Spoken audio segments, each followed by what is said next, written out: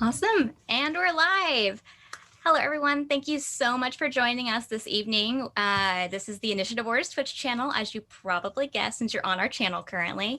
Again, thank you for joining us. This is going to be the first episode of our Dungeons & Dragons 5th edition series, Adventures Wanted. So thank you all to my amazing group who's joining me for the very first adventure. I'm excited to see what happens, and who knows, maybe see you guys in further adventures in the future. So really quickly, just an idea for Adventurers Wanted. This is intended to be a series of multiple one-shots. So essentially a community of players and game masters, all based out of the same Adventurers Guild. So any of these are intended to be standalone adventures, but people can always join in at a later period in time. And this is really meant to be kind of a community, not necessarily world building, but community story building opportunity for the Initiative Order. So first and foremost, I just want to give a shout out to our sponsors. First, we have Session Zero.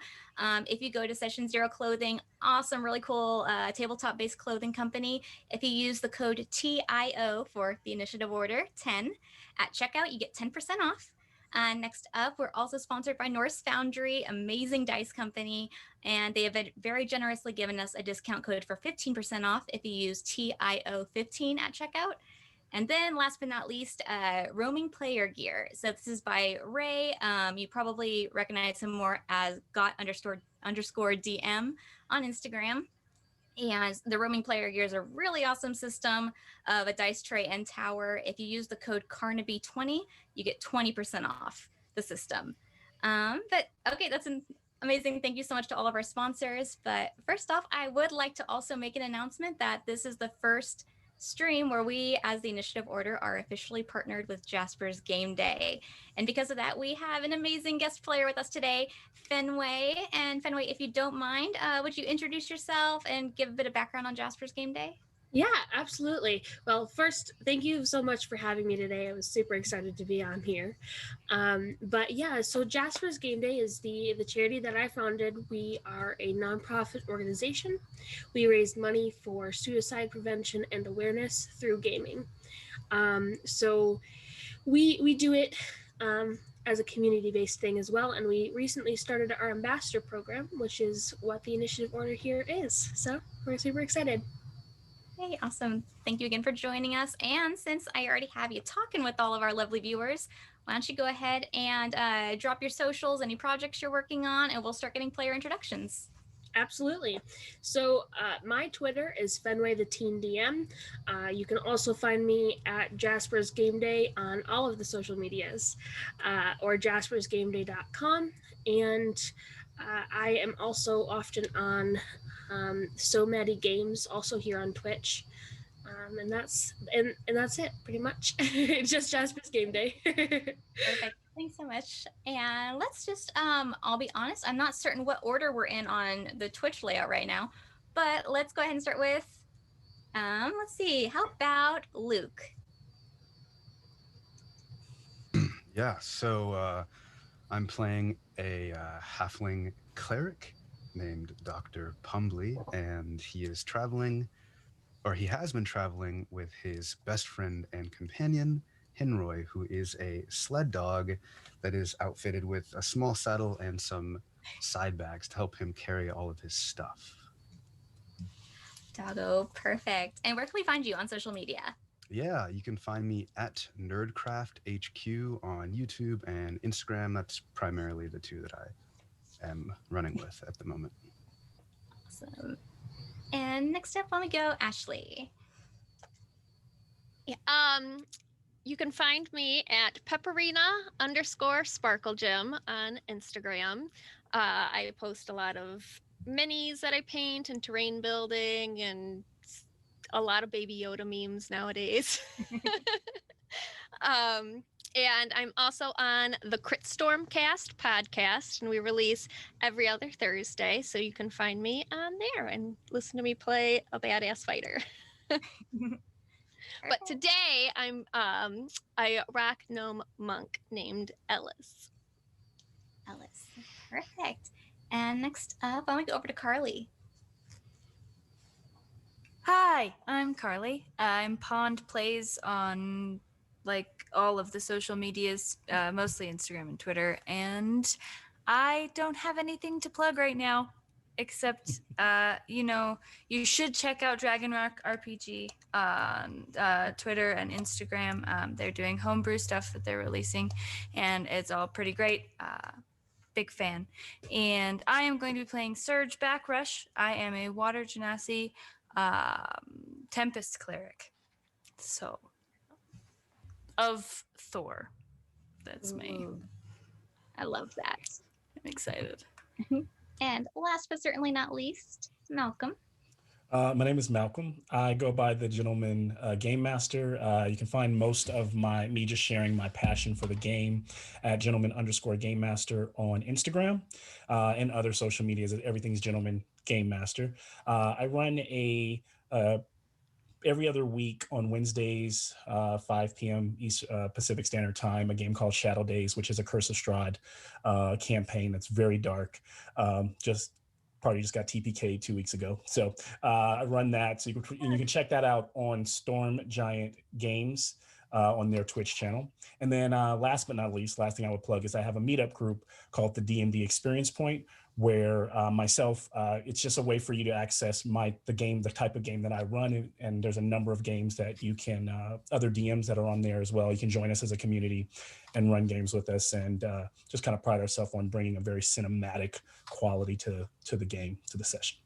So that's it. I am playing Jonathan Wickerman, and I am a very stoic half-elf rogue assassin who, nothing too interesting about him other than he's probably got eyes for Henroy, which I think is Mr. Pumbley's dog.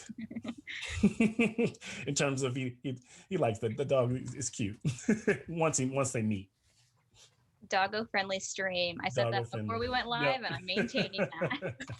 And so, Fenway, let's actually get your character introduced as well. Yes, I totally forgot about that. I definitely put it in the chat. I was too focused on introducing myself. I will be playing Myca Tumnins. She is a satyr bard, glamour bard specifically, and she has a couple of pets, three, but one of them's just a bug. She has a stick bug, and then she has a little imp that's name is Beals. He gives her 1 rage per day, and that is when she specifically plays death metal music. Awesome. And then her last pet is from the Beatles and Grimm Platinum Edition box for Icewind Dale, and it's the baby Yeti, and she carries him around in a little backpack. So I just want you all to know that if you've described having a pet, I'm going to be asking you what your pets are doing during this. So they are just as much a part of this as your characters are. Awesome. Well, thank you all for doing your introductions. Without further ado, I think it's time we get into the story. Awesome. So, the city of Arefia is buzzing this morning. You see citizens walking through the streets to begin their work days. Children are laughing and playing with one another. Occasionally, you're seeing a familiar face or two from the guild pass by. One thing is certain, there is never a dull moment and never a shortage of work to be done. Over the past few days, you each were accepted as new initiates to this guild, and received word that you were to be meeting with a new member coordinator of sorts, named Lev, for your first job.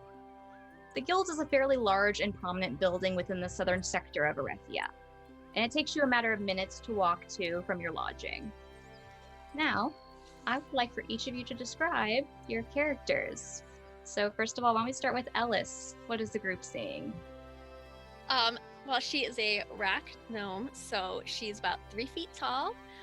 She's pretty young for a gnome. She's about 35.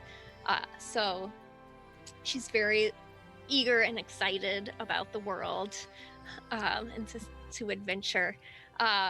She's got purple hair and kind of pale skin because she grew up in a mountain, so didn't get much sun. Perfect. And Dr. Pumbley. Yeah, so Dr. Pumbly is a halfling. He's about 3 foot tall on a good day and probably like 30-ish pounds, very small.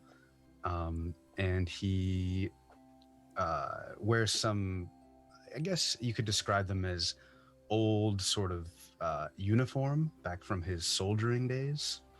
They're kind of ratty, not like cleaned very well.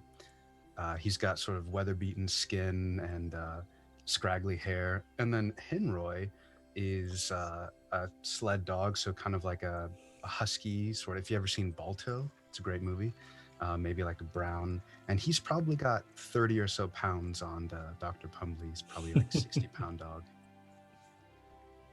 Perfect. And now a Surge.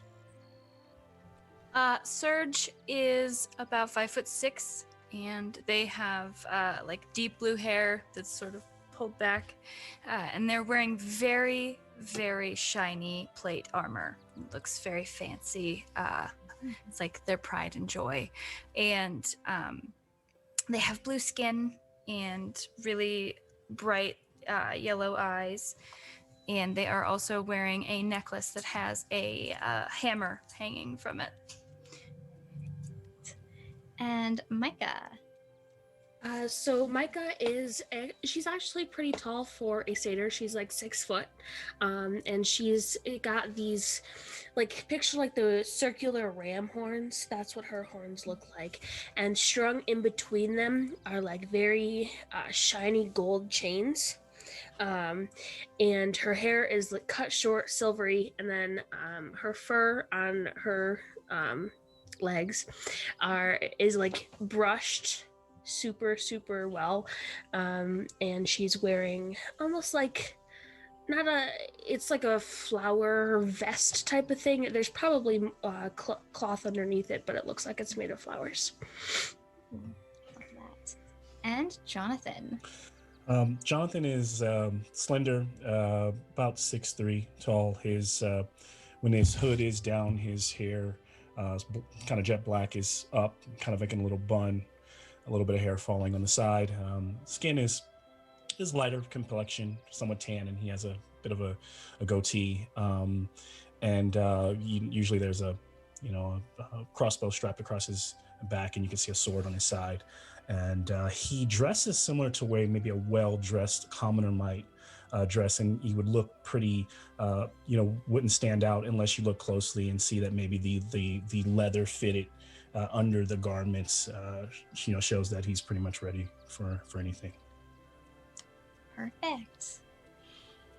Okay, so as this group is all kind of accumulating around the front and then eventually making your entrance into the Adventurers Guild, you're noticing this guild, while a very large, prominent building, has definitely weathered the times. It looks as though it's very frequently utilized as you're walking in. It's multiple levels. There's this very wide open common area. There's a board that's spanning the entire length of the left-hand side of the building, just completely covered in whodunit, please help here, take a number, those kinds of scenarios. And then off to your right-hand side, you do see this individual kind of standing there. She's a half-elf woman with pink hair. She looks a little bit distraught, a little bit distracted, and as she makes eye contact with the group as they're walking in, she looks a little flustered and says, "Oh, hi, how can I help you?" I think we're looking for somebody named,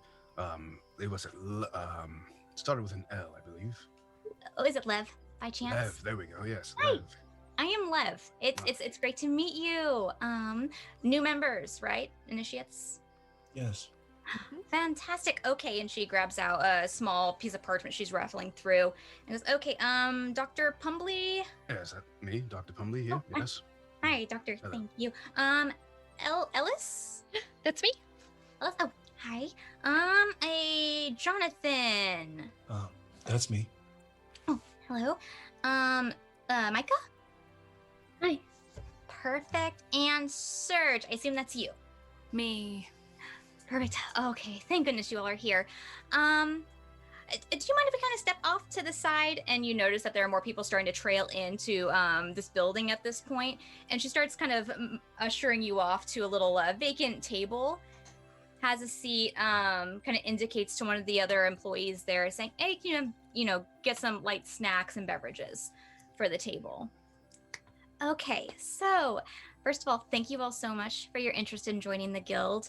We have had a increase, a surge, you might say, yes, of new members that have been coming in recently. It's a wonderful thing because our city has gotten a lot busier over the last few months, and with that extra traffic comes some extra problems. So at this time, I do have, if you are interested in it, an issue with some small thefts that have been occurring lately, specifically at a sweets shop over in the southern ward of the town. It's only about a 15-minute walk from here. It's not that far. Unfortunately, and she looks a little bit embarrassed at first, and she'll kind of lean in. You're not the first group that I have approached about this.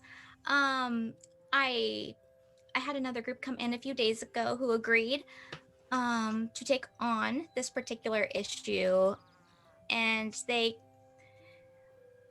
kind of convinced me to get them part payment up front, and I haven't seen them since.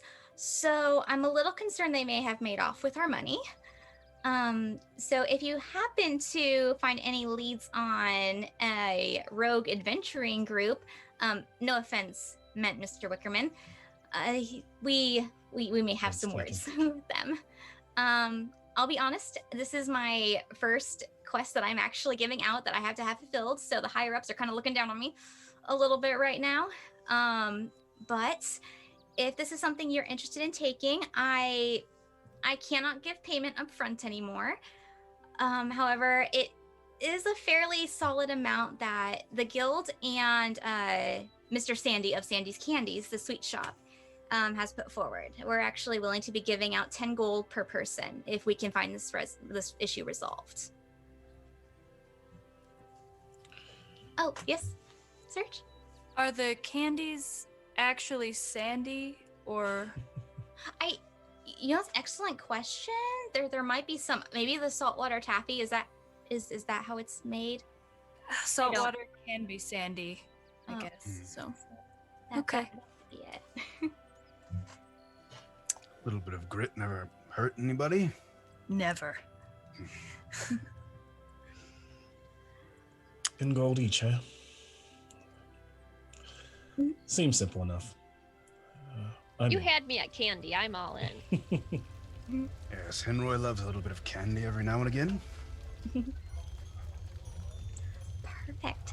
Well, in which case, I'll go ahead and hand over, and she has a small file of parchment she'll hand over to whoever's willing to take it, kind of put it in the center of the table. It's giving a small map of the city for those who are unfamiliar with it, with directions to Sandy's Candies. Also, just kind of a little list of information that they have. Specifically, it's just the contact, which is Sandy, at that location. Saying there's been some significant thefts, actually, from a candy shop that seems to be happening during the night hours. Do you know what the thefts are? Oh, of candy. Lots of candy, actually. You wouldn't think that would amount to much, but it's a pretty busy area. Does this town have an ant problem? Ants? Perhaps ants carrying the candies out one by one or something? Oh, maybe so. All right. Well, if they make saltwater candy, I hail from the ocean. It's a sign from the gods. I think that we should take this job. Well, I don't know about you all, but who am I to argue with the gods? Am I right? Certainly wouldn't argue with the gods, no. Mr. Pumbley, are you saying, or Dr. Pumbley, are you saying that we might come up against giant ants? I never said giant, but ants certainly love candy. Okay. So does Henroy, and so do I, so who knows? Makes sense. I didn't mean that. That sounded a bit conspicuous. Never mind. Beautiful dog, by the way. Thank you, yes. Is he friendly? Oh, yes. Oh. Yes, of course, yes. So Jonathan kind of runs his fingers through the side of the husky's hair, and is kind of preoccupied with the dog momentarily.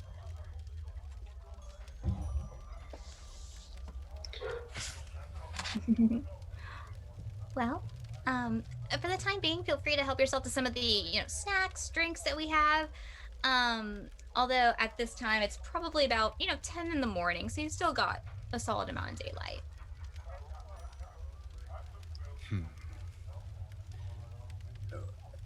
And this Sandy fellow, how long has this been happening to his shop? It's been going on for a little over a week. And he hasn't run out of candy yet? Surprisingly, no. A fine candy purveyor indeed. Has it been happening to any of the other shops? I've heard of some thefts here and there. Not to the point, I guess, where any of them have, brought it to us. Word on the street, really. And what about this other adventuring group? Can you tell us anything about them? Like how many or... Yes, so there was 3 individuals, all male. They all appear to be maybe, how old would you say you are, Dr. Pumbley? Is there also halflings, actually? Oh, well, yes, I'm about 50 or so. Oh, I think they're probably around his age, actually. One was in very dark clothing. The other 2 were in kind of just like, I guess, standard garb. They kind of looked like, they could just be going out on some errands rather than, investigating something. Did they smell of candy? Not that I recall. That probably doesn't make any sense. Perhaps the giant ants carried the halflings off. You said there were giant ants in the basement, right, Dr. Pumbly? I don't recall the giant ants. Did I say? Maybe I did. I think I assumed that they were giant. Oh, was that you? Yeah, I'm sorry. Well, he did say something about ants, and then I did. they grew inside. And I just assumed they had to be big if they're carrying off that much candy. That much candy. And Right. they're quite strong, little their size, I think. Either big or hundreds of them. Maybe we'll get to ride some. Oh. Yeah. I'm A lot of things are giant. for fond me. of riding ants, but we'll see. Well, how should we handle this? How should we go about it? I know you said that these thefts are happening at night. Should we go at night? I suppose if Investigate? I would Maybe probably we should go talk to Sandy first For while sure. they're open. We don't want to be perceived as the thieves just sneaking around at night. That's good. Yeah, I'm used to being perceived as a thief, so you're right. Well, what would you do, Jonathan, if you were stealing candy from a candy shop? It's a good question. As I typically, my job usually doesn't entail taking things as more as it is eliminating things. I do think that if this is happening very quietly, then who knows? I might maybe. It seems like if this is happening, multiple times, multiple nights, then someone must have maybe they have access without. I mean, have there been doors or windows broken? Is it just disappearing? Unfortunately, I'm not really certain if there's been Not any certain. type of breaking of anything. So Ellys is right. Am I saying that right? Ellys, is it? Yeah. So we should probably talk to Sandy. And sample the candy. That would be a Yes, good idea as well. must be good candy. It'll get us in the minds of the thieves, I'm sure. It only makes sense. You must know the product that the thieves are thieving in order to understand the thieves. Yes. The thieving. Yeah. Yes. Yes. And candy. And candy. Yeah. Yes. Well, Who can read this map? I'm not great with directions.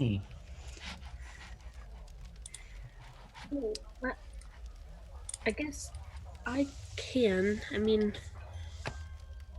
I'll take the map.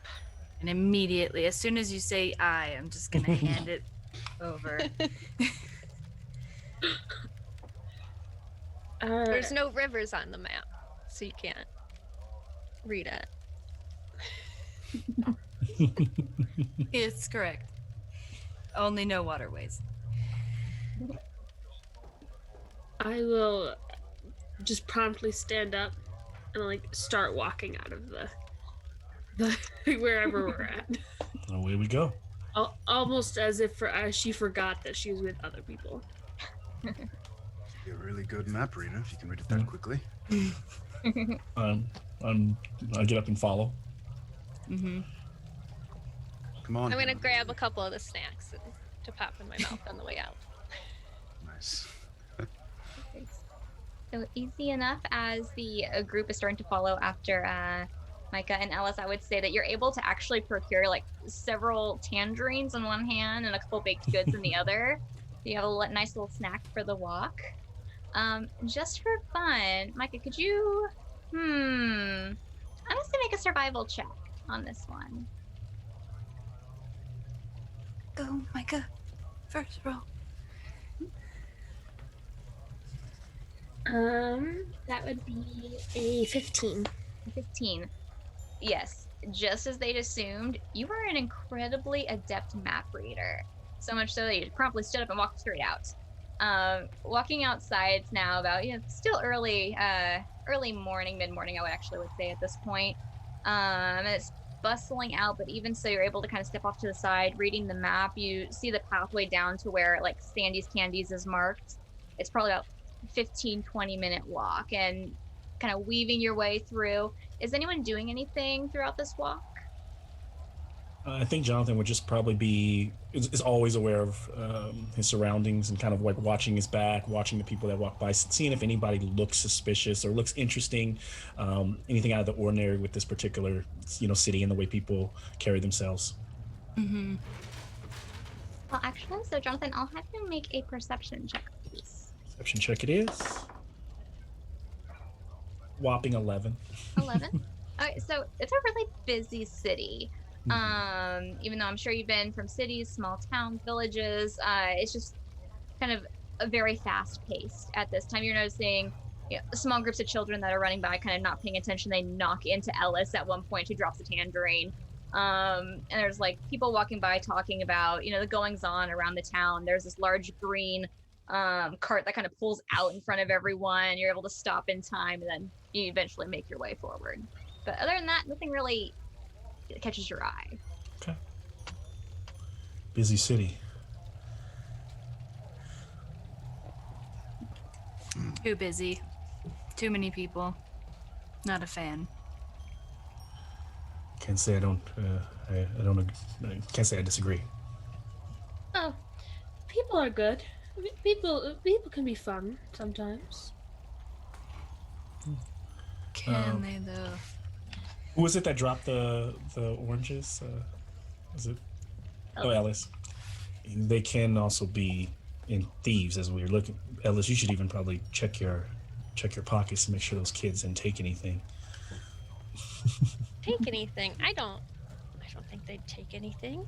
They would never, right? I'll just kind of pat around, see if anything's missing. Yeah, easy enough. You're patting around, having picked up the tangerine, dust some dirt off of it. You're not noticing anything missing off your person. Just some kids that were not being very polite. Jonathan's just showing how untrustworthy he is, or how untrusting he is of people. It's not untrustworthy for him, but That we didn't even occur. Yeah, it's good to hear. So I would say, as you guys are having this conversation, talking about the city, people, if they're inherently good or evil, we're getting into that deep stuff with these first conversations. Mm-hmm. Within the 15 minutes, you do make your way over to what is very adequately described as Sandy's Candies. It's a small little candy shop, at least from the outside. As you're walking and crossing the threshold, you're noticing there's a really, big location for candy. You're probably guessing, okay, they produce a lot. At this point, you're seeing families that are in their kids running back and forth, trying to get samples from some areas. Might see someone trying to pocket something, have someone else hit their hand before they're successful in doing so. But you do see a man that's standing kind of at a little area, almost like the till per se. He's a taller human male, round face, kind eyes, and some very long, sandy blonde hair. He kind of looks over and, waves at you and says, "Oh, I'll be right with you," as he's helping a customer at this time. DM, is this a large location? Like, does it feel like it's almost like a 2-story candy shop, or is it like one? Yeah, it sounds like it's pretty big. I just wondering how big. It is. So it's only one story, but there's it's a very tall building. So you're seeing like multiple shelves. There's even those library ladders. Ladders to get to all the candy. Got it. Yes. Okay, perfect. This is pretty amazing. Never seen anything like this. Well, yes, there's a lot of candy here. Yes.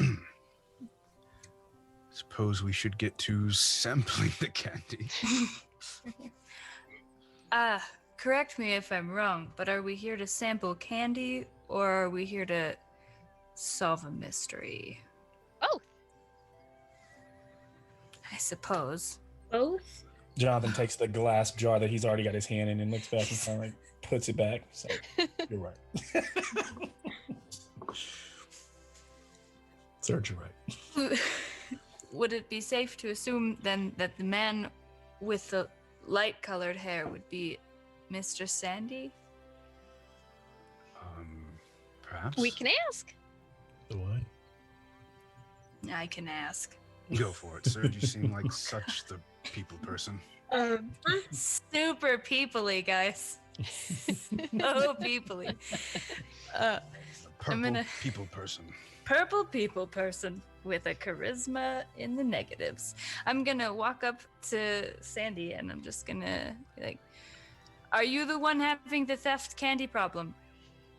Oh, and he'll kind of glance around, hand over a small bag to his customer, say, "Thanks for coming in," and look over and say, "Yes, I have been dealing with some slight thefts at my location. Are you from the Adventurers Guild?" We are, yes, for the theft candy issue here.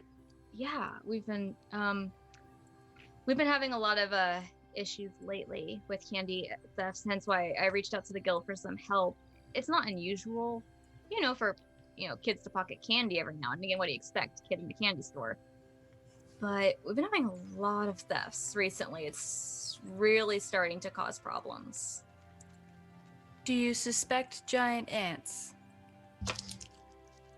He looks kind of confused at first.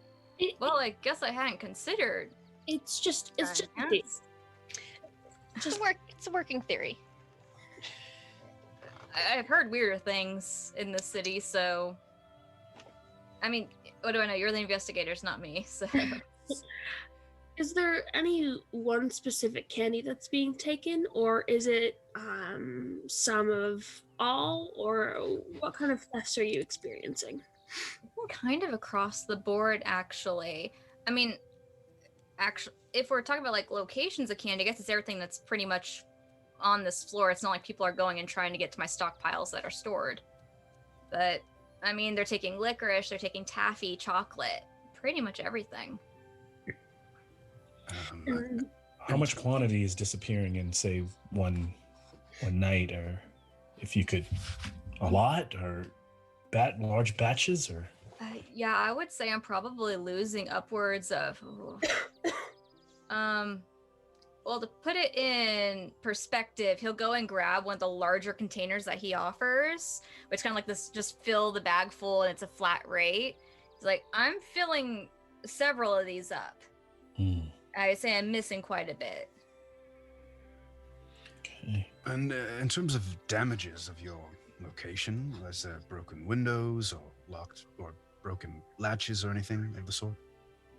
You see, that's what I was assuming at first. So I thought I was maybe just, mishandling inventory, not keeping proper track of stuff. But I haven't seen a single issue with any of my doors, windows, and I have the only key, and I'm certain I'm locking the place up.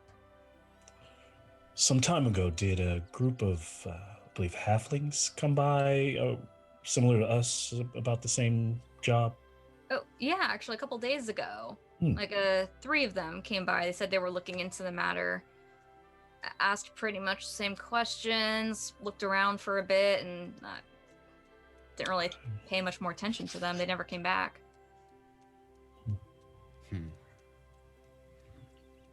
Do you have a problem with sleepwalking, Mr. Sandy? Sleep, nothing I'm aware of Right, at 'cause you all. were sleeping. Are you a man of medicine, sir? Well, sort of.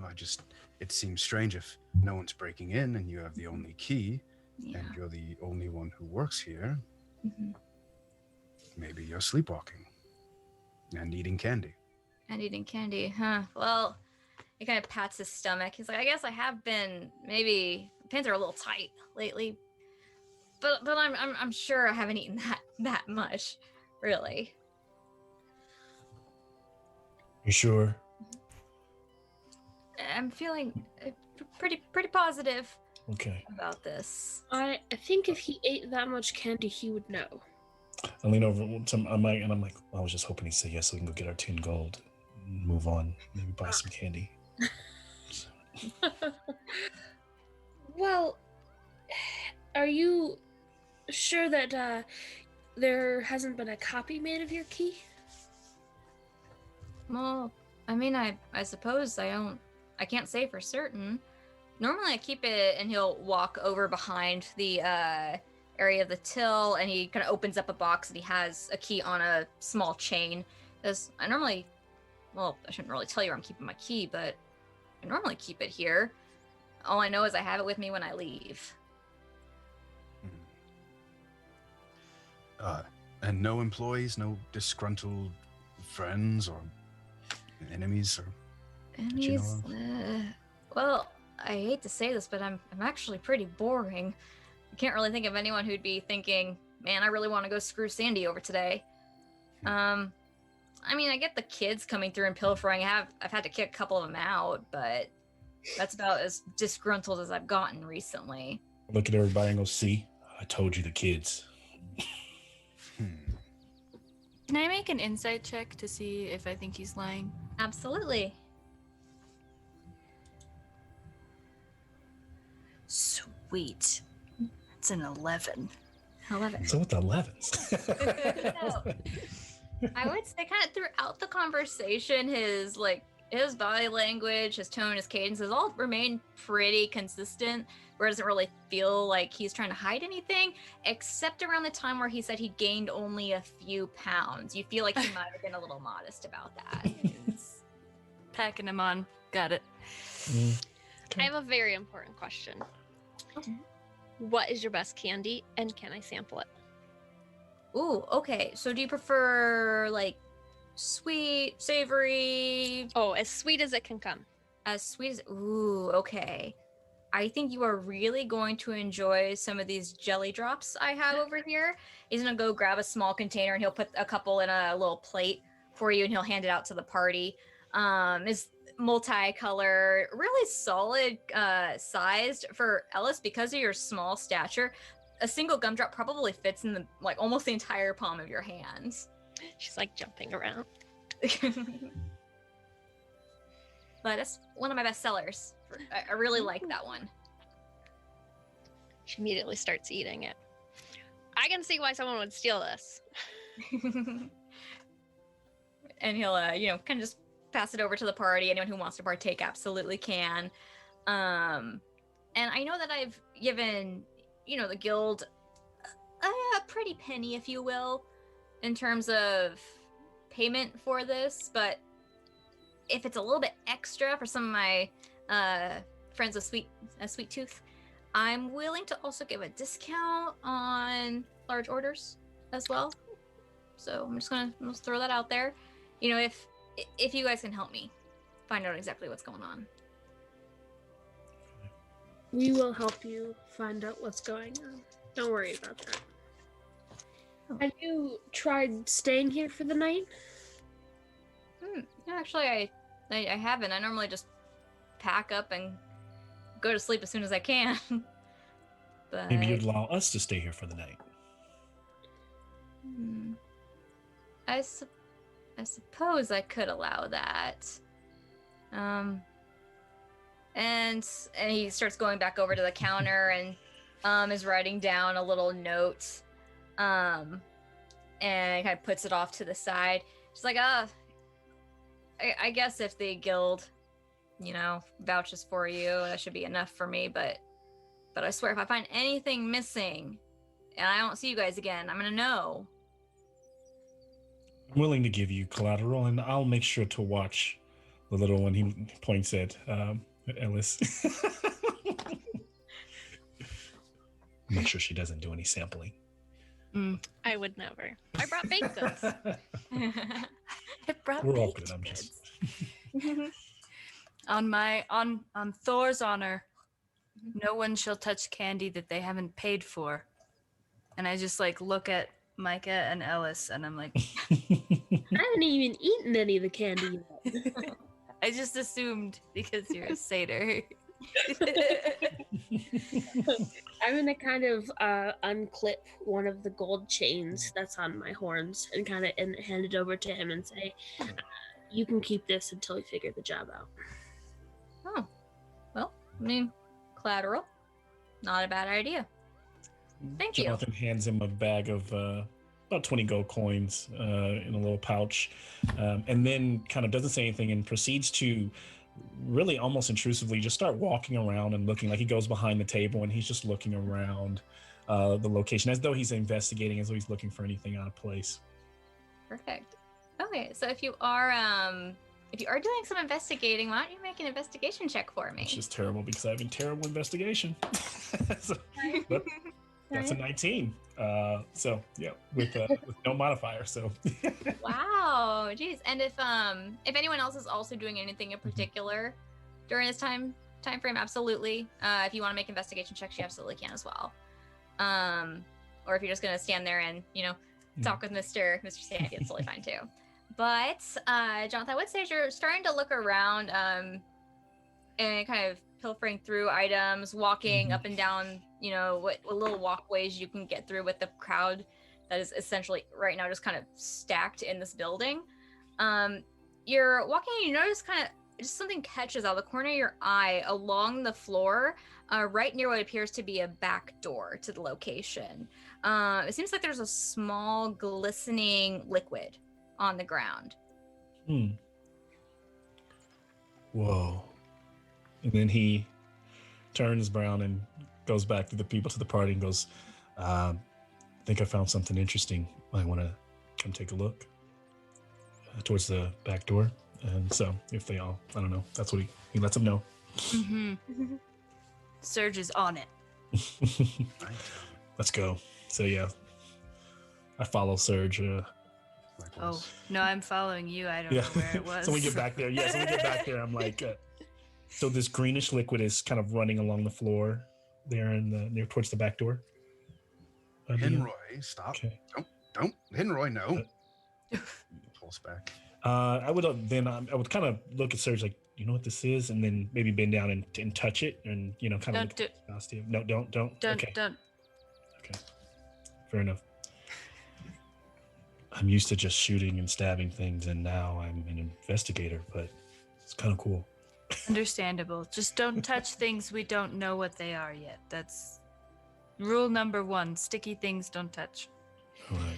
Everything I have a in very here different is rule. Sticky. Everything in here is sticky.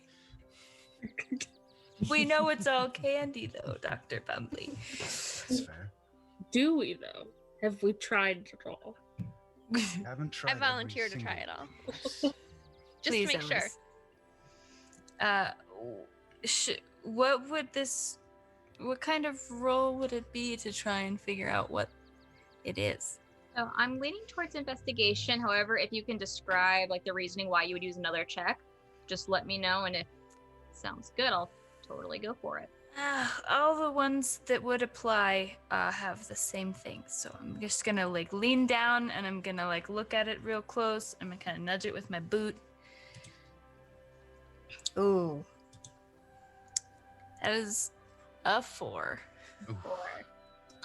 Looking down at the liquid, kind of nudging it with your boot, and you just slightly catch it off guard, not realizing how much weight you're putting down. You start slipping forward. So you're slightly distracted by slipping forward into it. Perfect. All right. But you said not to touch it. Oh, never mind. All right. So Myca almost looks like she's starting to talk to herself. She's like whispering, and like almost looking over her shoulder or at her shoulder. And then she kind of leans down towards the liquid. Can I make a investigation, but with advantage because of my imp? Ooh. Okay. I will allow this, actually.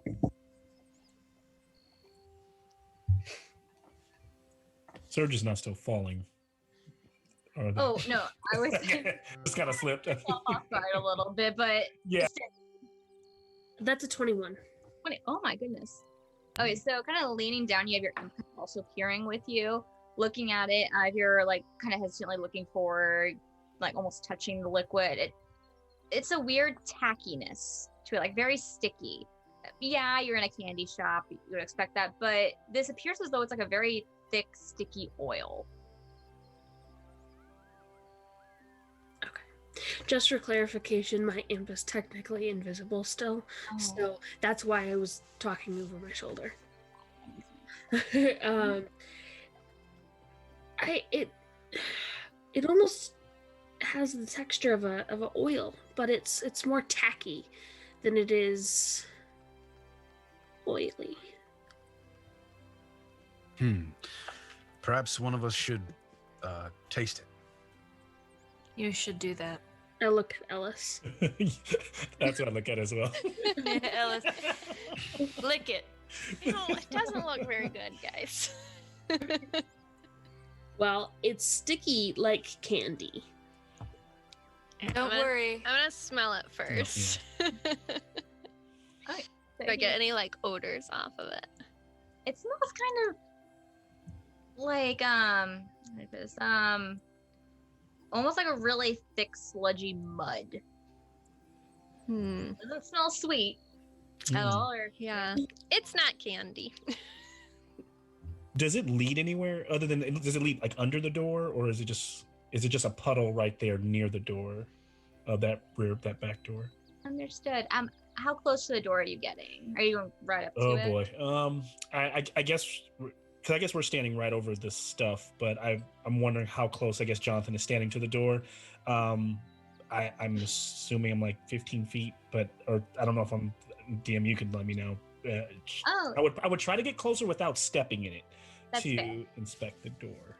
So it's actually a fairly small puddle, probably only about like a foot and a half in terms of complete diameter for it. If you stepped over to the door, kind of looked out, I'm gonna have you make a perception check. Okay.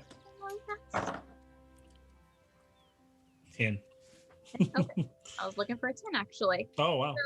So there are actually windows like along the side of the door as well as in this door itself, kind of glancing out. There's a light curtain, but you kind of push it aside. And you notice on the other side of the door, right outside, there's another puddle. Okay. Guys, I think we got a trail here. I kind of reach down and see if I can pick up in the puddle, see how like connected it is, or if I'm just trying to like if I pick up one spot, does the rest of it come with it, or do I have to like grab all of it? Oh, understood. So if you're going through and just taking your hands down there and kind of trying to see how much you can scoop up, well, it's sticky. It still is. It's not like all clumped together. There's still some, fluidity to it. So parts of it are going to stay on the ground and let you scoop more of it up. Okay. I'm not gonna like pick it up and take it with me, but is there a trash can nearby? Oh yeah, there's definitely small. Okay. So I'll like take what's there and put it in the trash can. Perfect. And you also do notice there's a small area with like some cloths if you do want to wipe up your hands. Yes, please. Ooh, Dr. Pumbley, could you make a perception check for me? Not great. Let's see. That's going to be a 9. A 9? Okay. Yeah. So suddenly start hearing kind of footsteps that are right near your companion. And you notice that there's a kid right next to him that has very sticky hands that's trying to pet him. And you're noticing like little clumps of fur coming off onto this kid's hands, and he's just like very aggressively, you know how kids are when they're like, a dog, and they're like patting really hard, but trying to give some attention to your dog. Yes, Henroy is a good boy, but you're filthy. Please wash your hands before you, and maybe after. He's pretty filthy too. Thank you. Oh yeah, I like your dog. He's really cute. Thank you. You're not stealing candy, are you? What? You're not stealing candy, are you? No. That's good. I'm gonna go wash my hands. That's a good idea. I'm not stealing candy, and he darts off. And you notice small bits of chocolate are falling out of his pocket as he's running out the front door. Hot. Jonathan, you said that there is a puddle on the other side. Yes. I'm not gonna. I think it looks clear enough, so Jonathan would probably open the door and show them like there's a puddle there. Like, I assume if we follow, maybe it leads to another. That's a good idea. I don't know. It's worth a shot. So the door that we're going through, is this like the back door? Is it the door that leads out? Is it a door that leads to the office? It's a door that's going out into like this back alley entrance for it. You'll notice like some crates that are there as though, you know, they expect shipments to come to that location. Shipping entrance. Okay. Yeah, I'll walk through after Jonathan. Yeah. And I'll walk out and kind of look around, you know, spy around the alley to see if I can pick up another one, or just maybe first take a look at that second one that's there. See if there's anything decipherable that's different about the one inside. Understood. So looking at this one that's outside immediately, I would just say the check you made earlier can carry over. It's very similar in texture. Okay. And scent if you're getting all the senses involved. Just lick it. It's goopy. I wouldn't suggest licking it. It didn't. It's not like, you know, that slime that when you play with as a kid. It's not like that. It's more like it's goopy. I wonder if we should ask Sandy if he's seen this stuff before. Could just be spilled shipment. We could be. That's a good idea. I'll stick my head back in the door, and I'll kind of look around for Mr. Sandy. Easy enough. You stick your head back and you notice he's kind of walking around refilling some stock, and he'll notice you kind of wave. And I'll just kind of like wave him over, see if he'll... Absolutely. Yeah, he'll walk on over. Hey. Yes, Mr. Sandy, there is a puddle. Is this normal? Well, it's sort of cleaned up now, but there was a puddle. Nice. Interesting. He grabs a small cloth, looks like a damp rag that he has on his side, starts kind of like getting some of it off the ground. I saw something similar to this, not quite so, I guess tacky as this one is. I don't know what that is though. It's nothing that comes from any of my candies or any of my product. Well, there was one in here, and there is one just outside of this door as well. Okay. All right. Well. Jonathan leans over to Serge and is like, everyone's breaking your rule. The first rule. Everyone.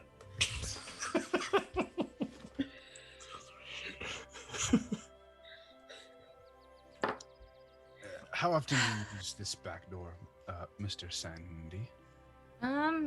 Maybe a couple times a day. It's mainly I'll keep extra product out here in terms of, well, not my candy, of course, that'd be silly, but, you know, some extra like bags, you know, carts, everything I need. Yes, and it's one key for both doors? Yes. All right. Well, we're going to follow this puddle to hopefully another puddle. that will lead us to the giant ants that have taken your candy. Right. The ants. Yes.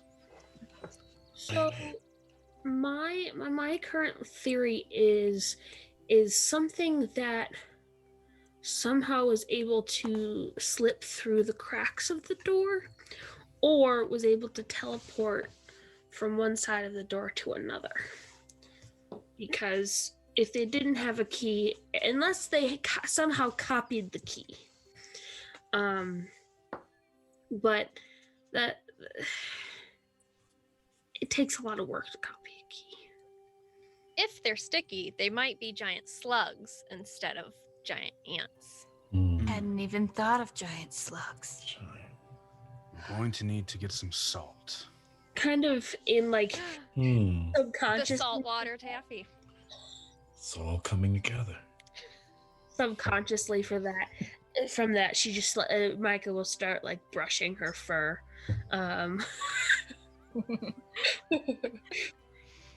like germs, gross.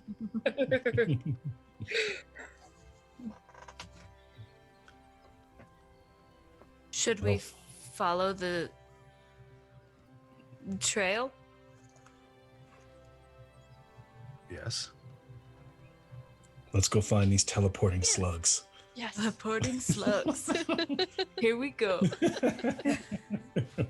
Teleporting candy thieving slugs.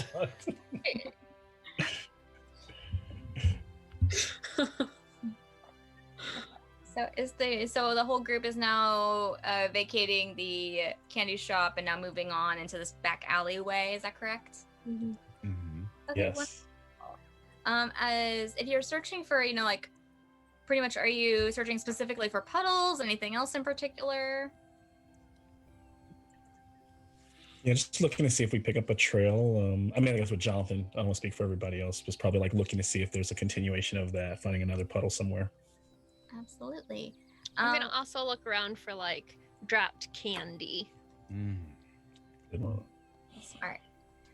Okay, so I'll say anyone who's looking specifically, if you'd make an investigation check for me. Can I cast guidance on Jonathan? Ooh, absolutely. I'm gonna reach forward and I'm just gonna be like, I'm gonna grab his shoulder and I'm gonna be like, Thor's with you, and then you can add a D4 to whatever. roll you D4. want. So that is a dirty 20. I got a dirty 20 also. Nice. Okay, so Thank you, Serge. after feeling like kind of like that invigorating sense of promise, with Thor's help, you can find the next little weird sludge pile from teleporting slugs. You're looking around the alley, kind of combing back and forth, and you're actually noticing you're not noticing any more, and you're very confident you're not finding any more of those puddles. As you're walking next to Ellys, both you do notice, though, specifically just a little bit further down the alleyway, a gumdrop on the ground. A gumdrop. Ellys, It's a clue. did you put the gumdrop here, Ellys? I would never waste a gumdrop. Thank you very much. I would say that probably checks out. That's interesting. Yeah, there's the candy. More dropped candy. Where there's one gumdrop, there's usually more. I say we keep This looking. is true. So I follow Ellis's lead and will follow her to find more candy. I'm gonna hang back with Dr. Pumbley. And Myca, are you going to be going forward or hanging out with Surgeon Pumbley? I'll probably hang out with Surgeon Pumbly. So as Ellys goes up and notices this gumdrop, picking up this gumdrop, you're saying it's a purple gumdrop, kind of smelling it. You're noticing kind of the sugary sweet scent that you would expect from these, but also a slight like oily scent to it. This is definitely a sluggy gumdrop.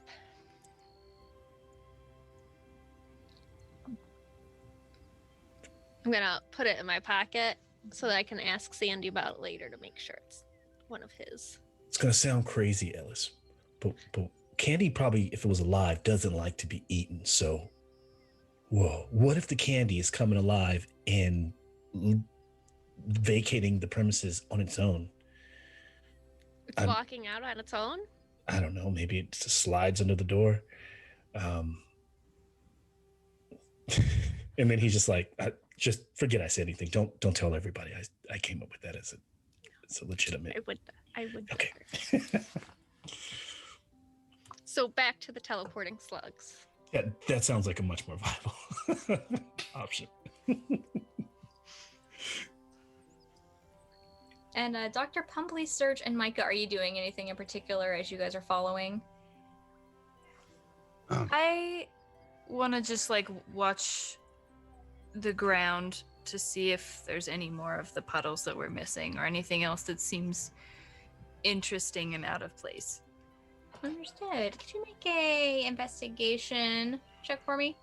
Yes. Or perception if you would like. I'll allow it. Perception. Whew. So 24. Oh, okay.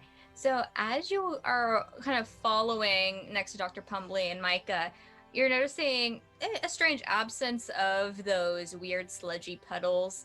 Every now and again you see, kind of remnants of a piece of candy, much like Ellys was finding.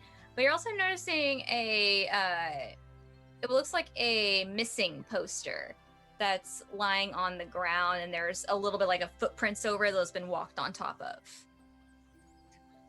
Scoop it up, and I'm gonna show it to Dr. Pumbly and Myca, and I'm gonna be like, a clue. Yes, what does it say, Serge? So, Serge, as you're looking at this paper, you're seeing that there is two really they're attempts at drawings of what appear to be two small boys, probably guess like around 8 or 9 based on the details, but two kids that recently went missing about 2 days ago. One is named Felix, the other is Sullivan. Said Sullivan, we need to find these children immediately. This takes precedence. Maybe they're the candy thieves. Maybe the candy thief candy thieved the children. But it wouldn't be candy thieving if it were children.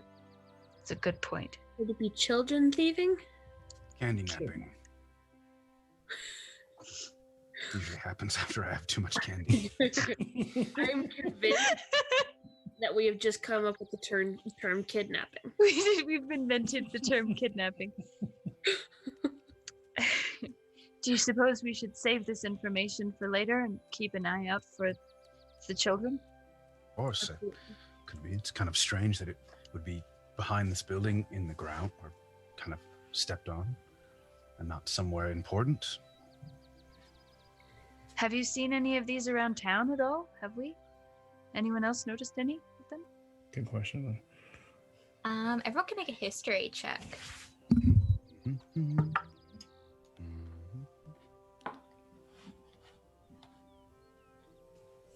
7 for Jonathan.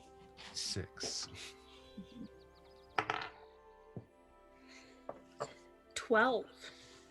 Hey! That is a nat 20 to make it a 22. There we go. Thank goodness for There we go. Ellys. Yeah, right? It's all the sugar. I remember everything. She's like,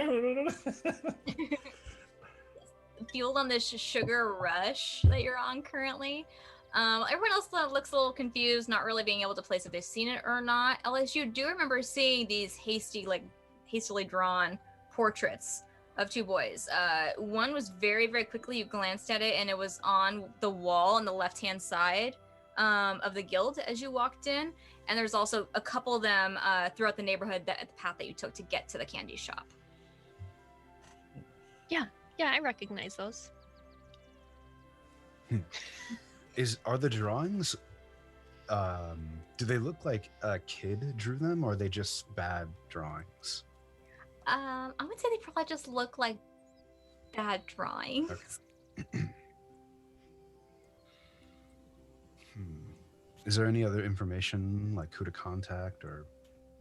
Yes, there is. So it mentions that if found or any information, please contact the southernward location of the boys' home.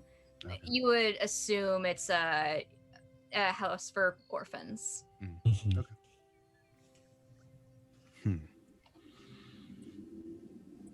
We have missing boys, missing halflings, and missing candy. What if whatever took the candy was using the candy to lure the children and then thought that the halflings were children because they're small? No offense. Dr. Oh, that Pumbley happens to me all or the time. Ellys. Yeah. I get that a lot. Yeah. I You're mean, this big. I mean, So kids. that's a fair. yeah. It's Not a- probably a little smarter than what Surge actually is, but it just started coming out of my face. So. Where do we go from here?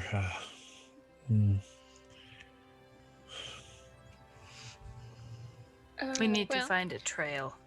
We can Yeah. look around a little more. If we don't find anything, we can always stay the night. But we got plenty of day to Yeah. explore.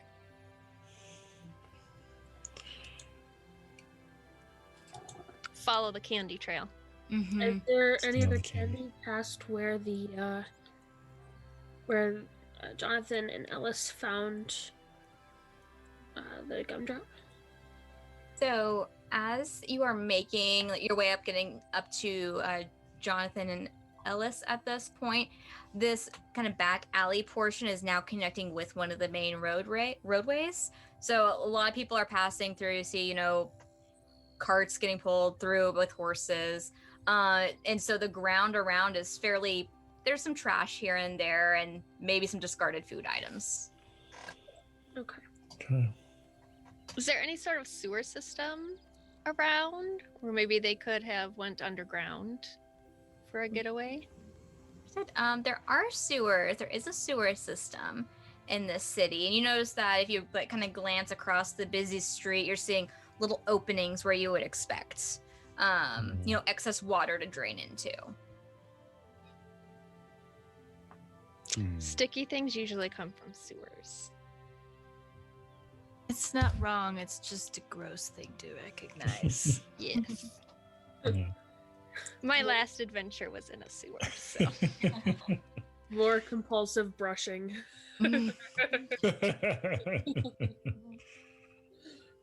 Is there like a hole, like a latch on the street anywhere? You'd say you'd notice one probably about 30 yards away from you. Maybe we should go look. Just take a look down inside for a second, perhaps. Okay. investigate the covering. Maybe see if it's sticky also. Let's do it. Enough.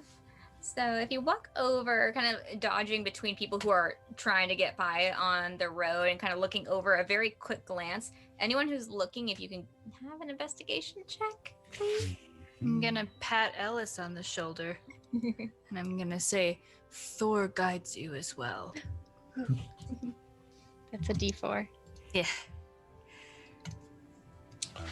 Another 19 for Jonathan. 19, sir. Natural 1 for I got Pumbly. a 17. Ooh. That is only a 7. Oh no. You know, you gotta roll bad sometimes. Mhm. Oh, I got a natural 20, so that's a 19. Yeah. So I would say that Myca and Ellys, as you're following behind Jonathan and Surge, who seem very direct and kind of looking down at this, you're not really quite noticing anything. They're kind of blocking your vision of it. Dr. Pumbly, as you're walking over in that direction, you're not noticing that. Oh my gosh, I apologize. Doggo's name one more time. Henroy. Henroy. I keep wanting to say Henry. It's close. close. But so Henroy is kind of very eager to follow with you, and unfortunately absentmindedly wanders into you, kind of trips you a little bit, given he's fairly large compared to you. So you're not really quite able to see anything that's going on. But Jonathan and Serge, as you're looking down, you're noticing that, there's some dirt and like standard wear and tear, what you would expect on this, but it is devoid of any type of like sticky texture or really even any appearance of having moved recently. So I got a 17. Did I still not notice that? Oh, I apologize. I thought you got a 7. Oh, so okay. you also did notice that.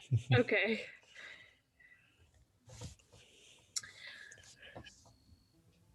Is this the only one that's near Sandy's Candies?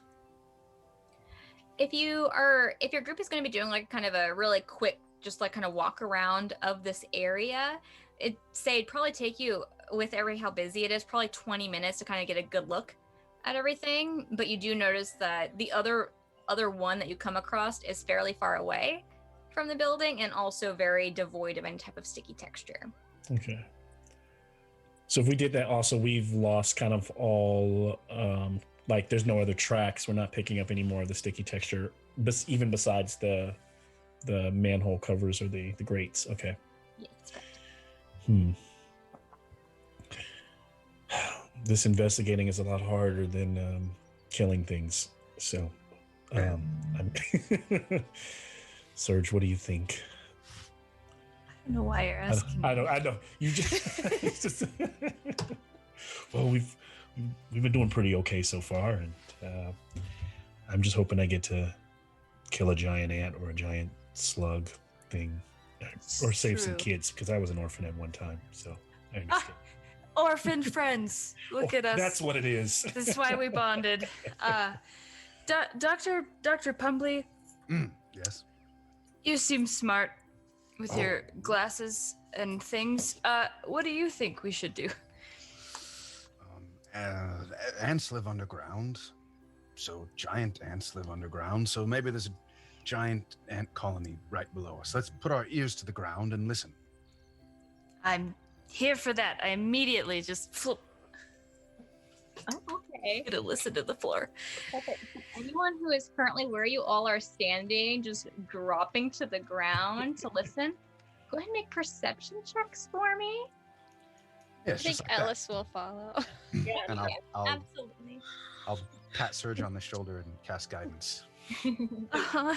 That's not Myca's thing. Myca's like, I'm not touching that.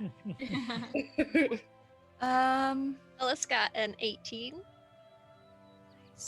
Jonathan got a 10.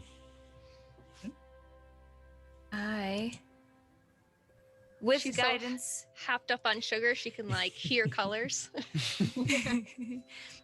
with guidance, I got a 17. Okay.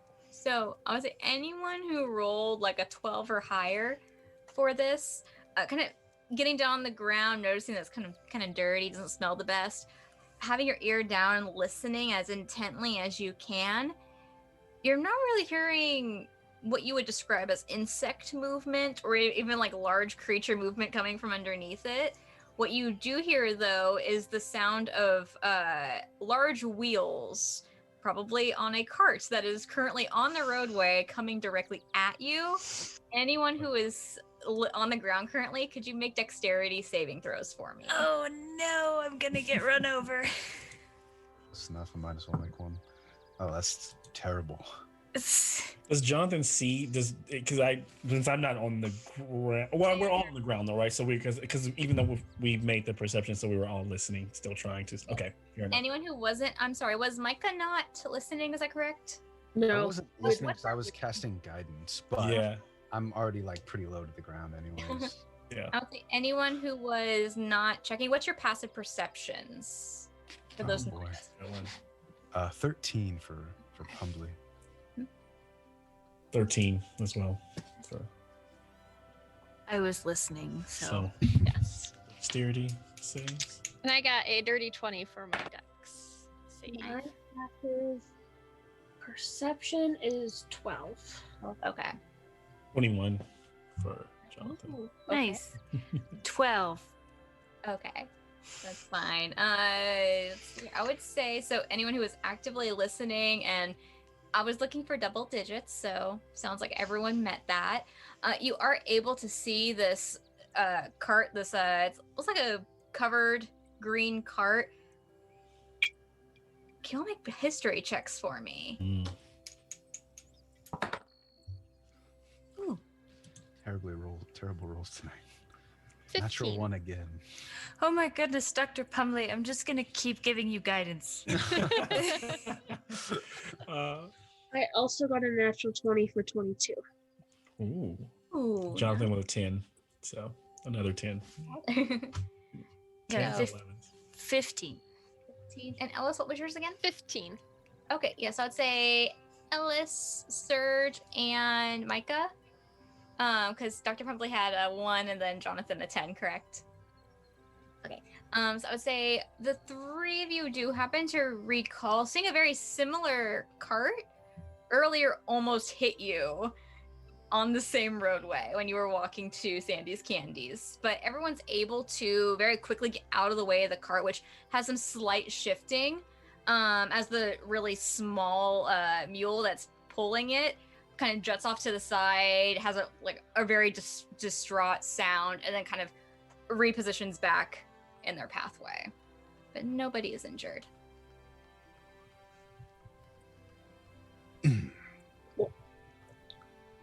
It still seems really strange to me that no one's breaking in and the candy's going missing. Should we really make sure that it's not Sandy himself somehow? Maybe he's, I don't know, doing something strange or some kind of tax thing or something? That's why I say we just stay there at night and see who shows up. Well, if he knows we're there, then he probably won't show up. This is true. If it's him. All right. But yeah. I think we should stay the night. But if it is him, I don't think we'll catch him. Yeah. I guess I was thinking about him Maybe. sleepwalking again, but yeah. Ooh. Or assuming he was sleepwalking, but Well, one thing I will mention is he doesn't live there. It's true. So he would have to sleepwalk all the way from his house, unlock the door, and then go into the store, and then take the candy, go back out, lock the door again, and sleepwalk all the way home without getting hit by anyone. Did you try the candy? Because I could see that happening.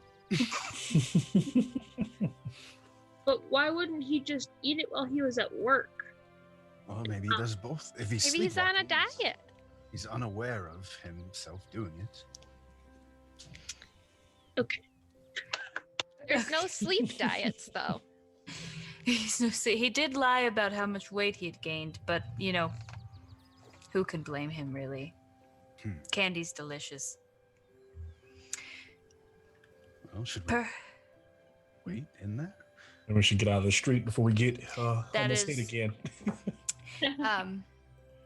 If depending on what, wait, I'll pull out my little time orb, and see what time it is.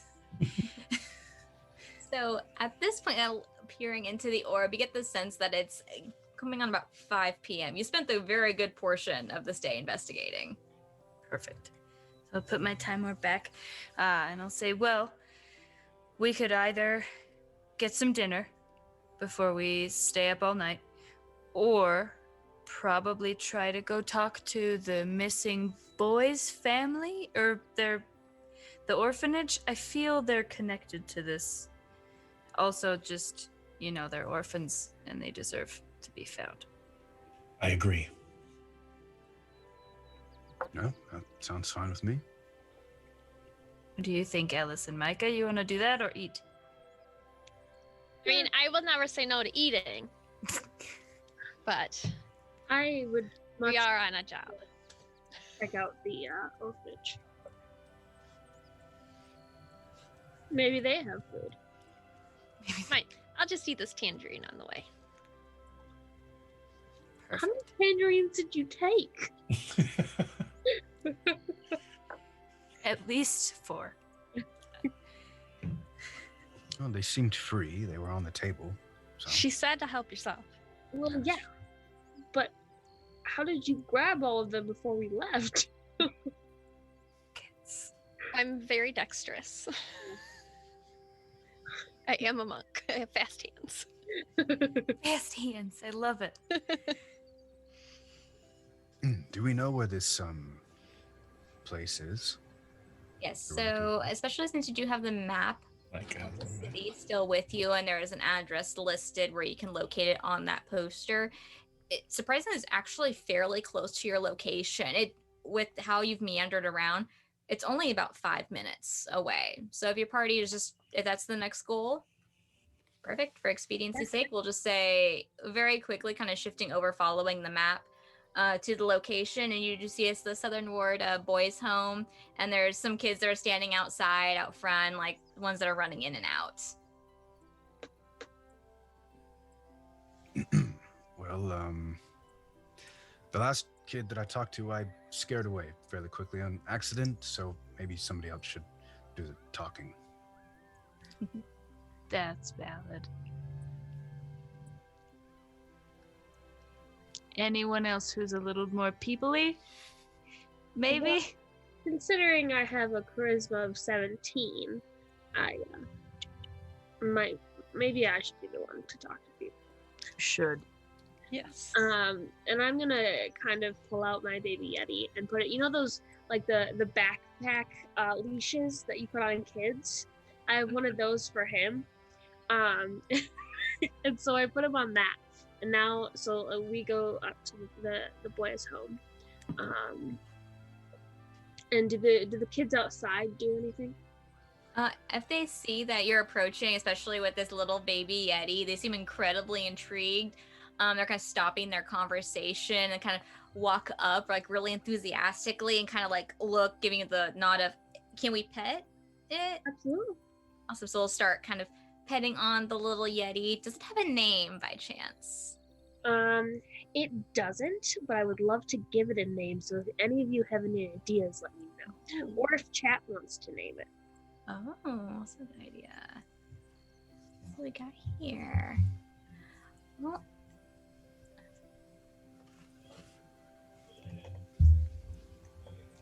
I need to actually take a look at chat and see. I am. We have Steven and Baby Yoda. Oh. Those are the suggestions so far. I like those. You can move on as we get more names. Fair. So the boys are kind of petting the little baby Yeti, looking at you, like expectantly, like, hi. Hi, how are you today? I'm good. How are you? I'm doing pretty good. I'm actually here. I was wondering if I could talk to one of the adults here. We're looking for some of the other friends that you've had gone missing lately. Oh, are you talking about Sullivan and Felix? Yeah. Yeah, I should probably go get Miss Cornelia for you. And he kind of sticks his head in the door with absolutely like no concern for anyone around him and just yells, Miss Cornelia! And like really loudly. And it goes right back to the little baby. You just see a woman kind of rushes outside looking very distraught at first, like concerned that someone got injured. A human woman comes up, she's probably in her mid-30s, long dark hair, and looks at you like, oh, is everyone okay? Yeah, no, well, everyone here is fine. We're looking into missing children. Oh goodness, yeah, Sullivan and Felix. Yes, how can I help you? So we're from the Adventurers Guild, and we're just wondering, could you give us any information on the day that they went missing? If it was during the day, during the night, do you think they ran away? Any information that you have? Oh yes, absolutely. So Sullivan and Felix, they're good kids. They're only like 8 and 9 years old, respectively. Kind of rambunctious. They're in and out a lot of the time. So unfortunately, I can't give you an exact time. All I know is that they didn't come back in by sundown. Day before yesterday. That's kind of unusual. Generally speaking, they'll run around, maybe get into a little bit of trouble every now and again, but they're not bad kids. Were they friends? Yes, yeah, they're practically brothers. Got it. Okay. And did they watch over the younger kids? Were they the ones being watched over? Any other idea on that? Usually they kind of kept to themselves from the other boys. They would sometimes be going down. I don't want to say that they were taking things, but I kind of suspect that they were taking things every now and again. You know, kids. Any place specifically that you think that they were taking things from? Oh, absolutely. It's probably Mr. Sandy's location. That candy shop is I want to say best things for the kids, but you know, too much sugar. They think they're the best things for them. Exactly. So did they head there the day before yesterday? Do you have any idea about that? Day before yesterday, they left pretty early in the morning. They said they'd come back for lunch, and next thing I know, it's sundown and they're not ready for bed. Interesting. Do any of you have any other questions? Could we maybe see their room area bed? Oh, yeah, of course. Come on inside. And she'll lead the group in. It's almost like a shared dormitory area. She'll lead you over. It's like a little bunk bed set up off to the side where you'll see some, unfortunately, not made beds with some belongings kind of strewn about them. This is where Sully and Felix would normally be. Do you mind if we look around for no, clues? please go right ahead. Yeah, of course. And she'll step back, let you go through kind of like the little knapsack and belongings they have on their respective beds. I'm mostly looking for candy. Okay, so See if they have any large quantities. We may have solved this thing. I understand. If you can make an investigation check for me, I would say looking through it, you know, this looks like standard little boys stuff. There are some toys there. That is a 17. 17. You find that there is some candy that's like shoved underneath in a like brown bag underneath one of the pillows. It appears to be an assortment of sour candies. None of them sticky? Like with the substance on them? Nothing more than what, you know. Regular candy sticky. Yes. Are most of their belongings here? Does it look like they took anything and left? No, that's what concerns me. If we've had runaway boys from here plenty of times, but this is pretty much all of the stuff that they would have with them, so I would be a little concerned if they didn't come back to get it. Got it. Well, I definitely think this is somehow connected. I'm just not sure how. Have there been cases of other missing children in the area? Not that I'm aware of. I haven't heard of any. Have you had any thefts recently? Thefts? Well, we don't exactly keep a lot of stuff here, but not from us. I've heard people mentioning at some convenience locations and whatnot. Obviously, the candy shop. Everyone's heard about that. Small things here and there. Yeah. Are there any other places or areas that the boys might have gone, or maybe they go typically to hang out when they're away from the orphanage, other than the candy shop?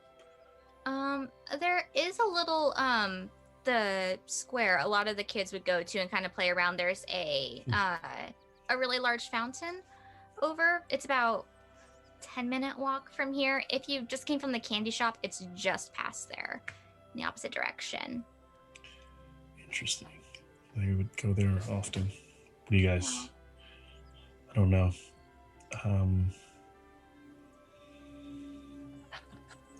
Jonathan goes quiet. He's thinking.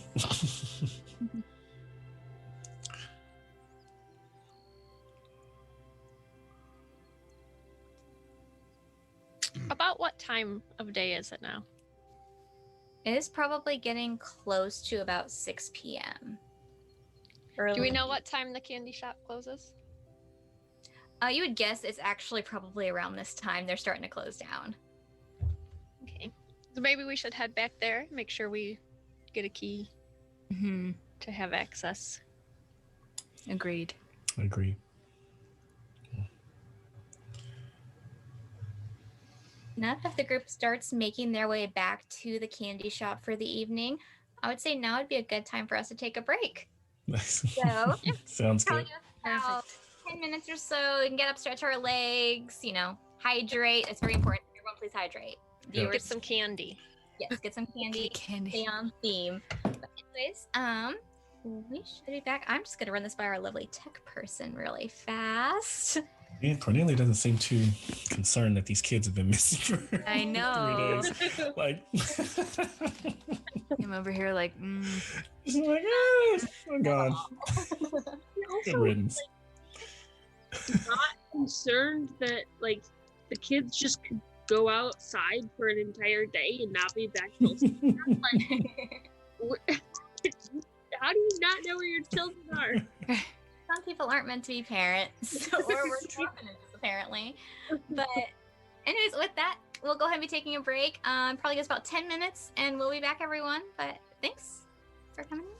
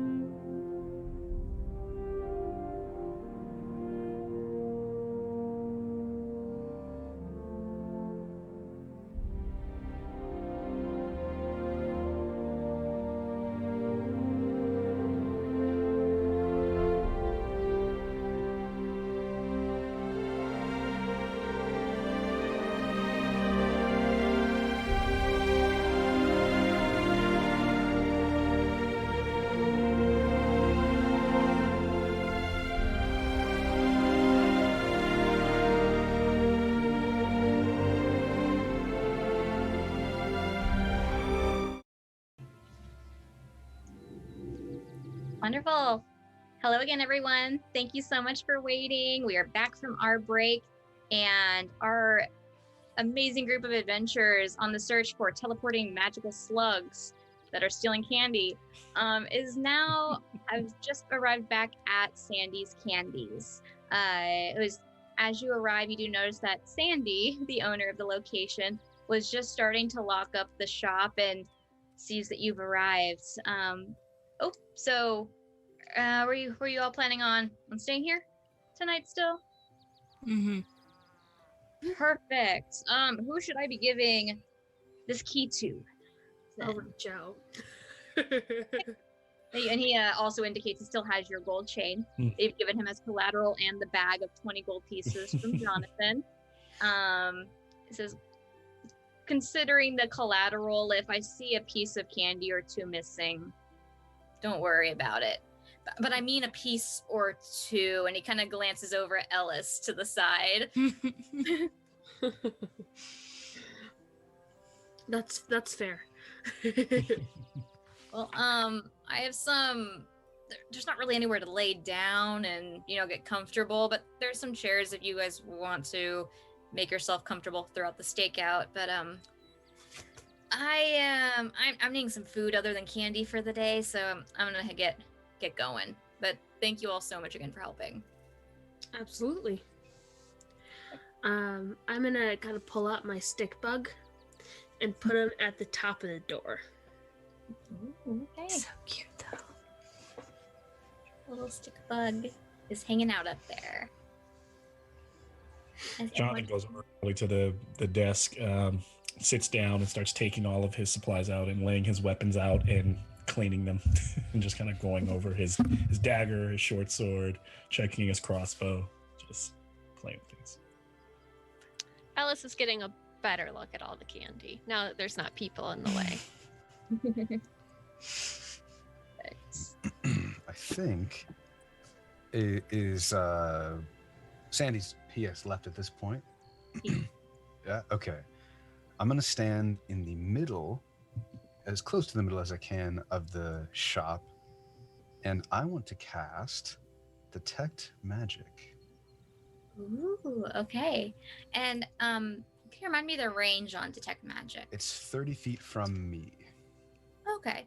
All right. So as you're casting the spell and getting a sense of, I don't know if any members of your party have magical items on them that would kind of give you a little ping.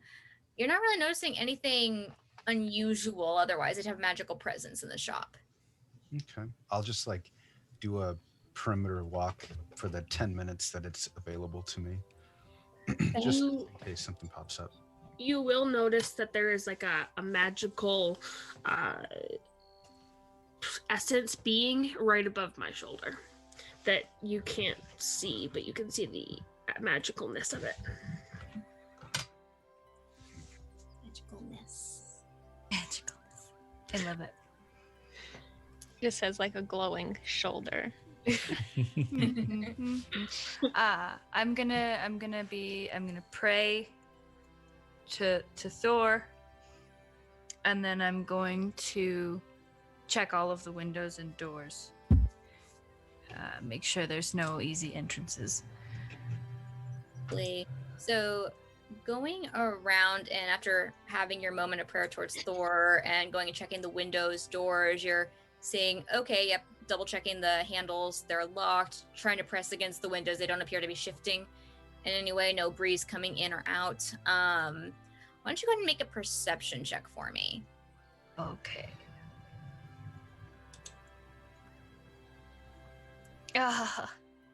Toodles. It's a 10. Okay. So going around, everything seems to be fairly well kept and everything locked as it should be. Okay. And throughout this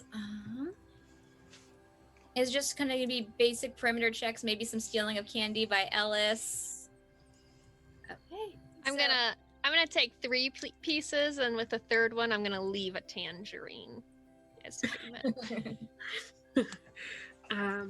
Myca will pull out like a baby brush that's like this big and hand it to her Yeti, and the Yeti starts brushing itself.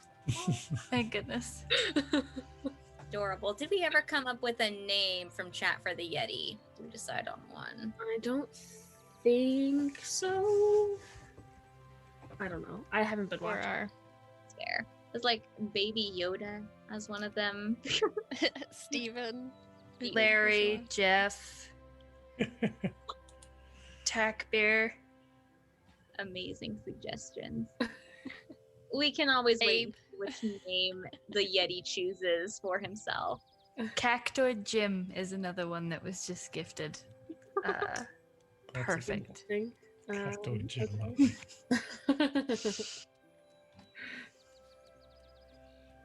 I would say as you are all doing your necessary tasks you kind of assign to yourselves, keeping an eye out for what's going on around you, a couple hours go by without any type of weird sounds, any type of weird smells, and you certainly haven't found any type of weird liquid puddles anywhere.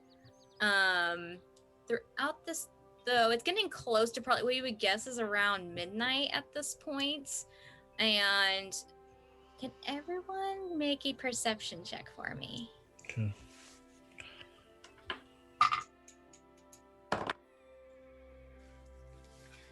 $22. Nice. 6. At a 9. 13. 19. Wow, okay. And so did someone get 6? Was that correct? Yes. Okay, so everyone but the 6, unfortunately. It's kind of a little bit late looking outside, aside from the every now and again a small light source. It looks incredibly dark out. Suddenly, there is a small noise that's coming from the back of the shop, near the area where you did see the puddle next to the door. Anyone who notices can glance over and see that very, very suddenly there is a small creature that appears. And by small, it's all in perspective. It's about 3 feet tall, kind of bluish gray skin, really large, bright eyes, and it has incredibly long arms that its hands are dragging on the floor next to it. That just appears in that dimension and is kind of glancing around. You do notice that there's a small puddle right where it appeared. It starts shifting around. It has not noticed that anyone else is in this location, but it starts going and grabbing at candy that's nearby. What is everyone doing? Jonathan, his mind is thinking, well, we got the teleportation part right. And he slowly locks the hand crossbow and just like brings it up and is slowly like and looking at everyone like I got it if I need it, but it's just like has it aimed on the little creature. But I'm gonna go and kind of push down the crossbow from Jonathan, and grab the leash of my Yeti and go walk up to the creature with the Yeti in front of me. Ooh. Oh.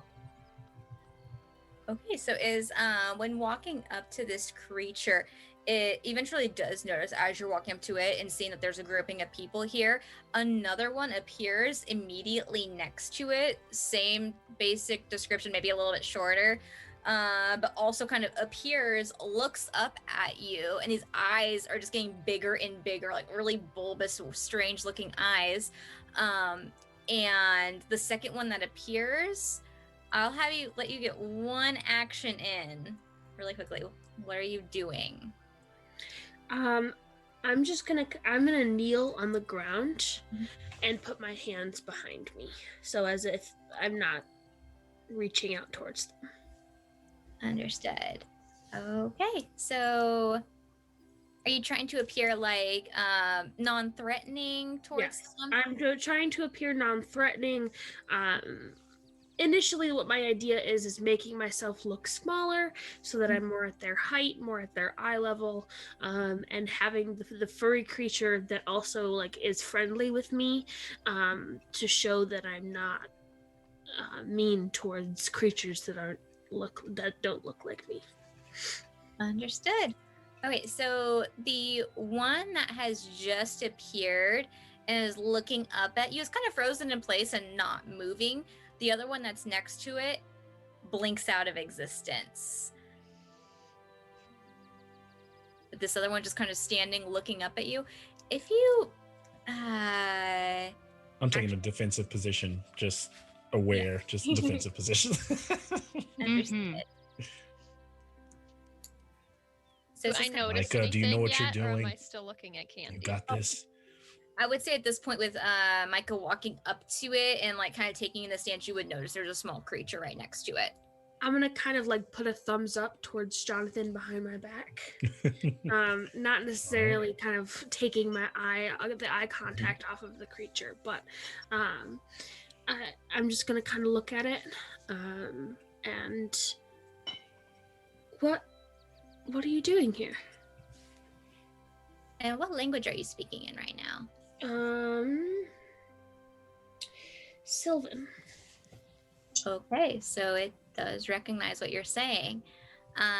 It kind of looks up at you, kind of surprised, peering around at the other individuals who are here. But he has a bit of candy in his hand. He starts shoving it in his mouth, or its mouth, and goes, "Candy sweet," in Sylvan.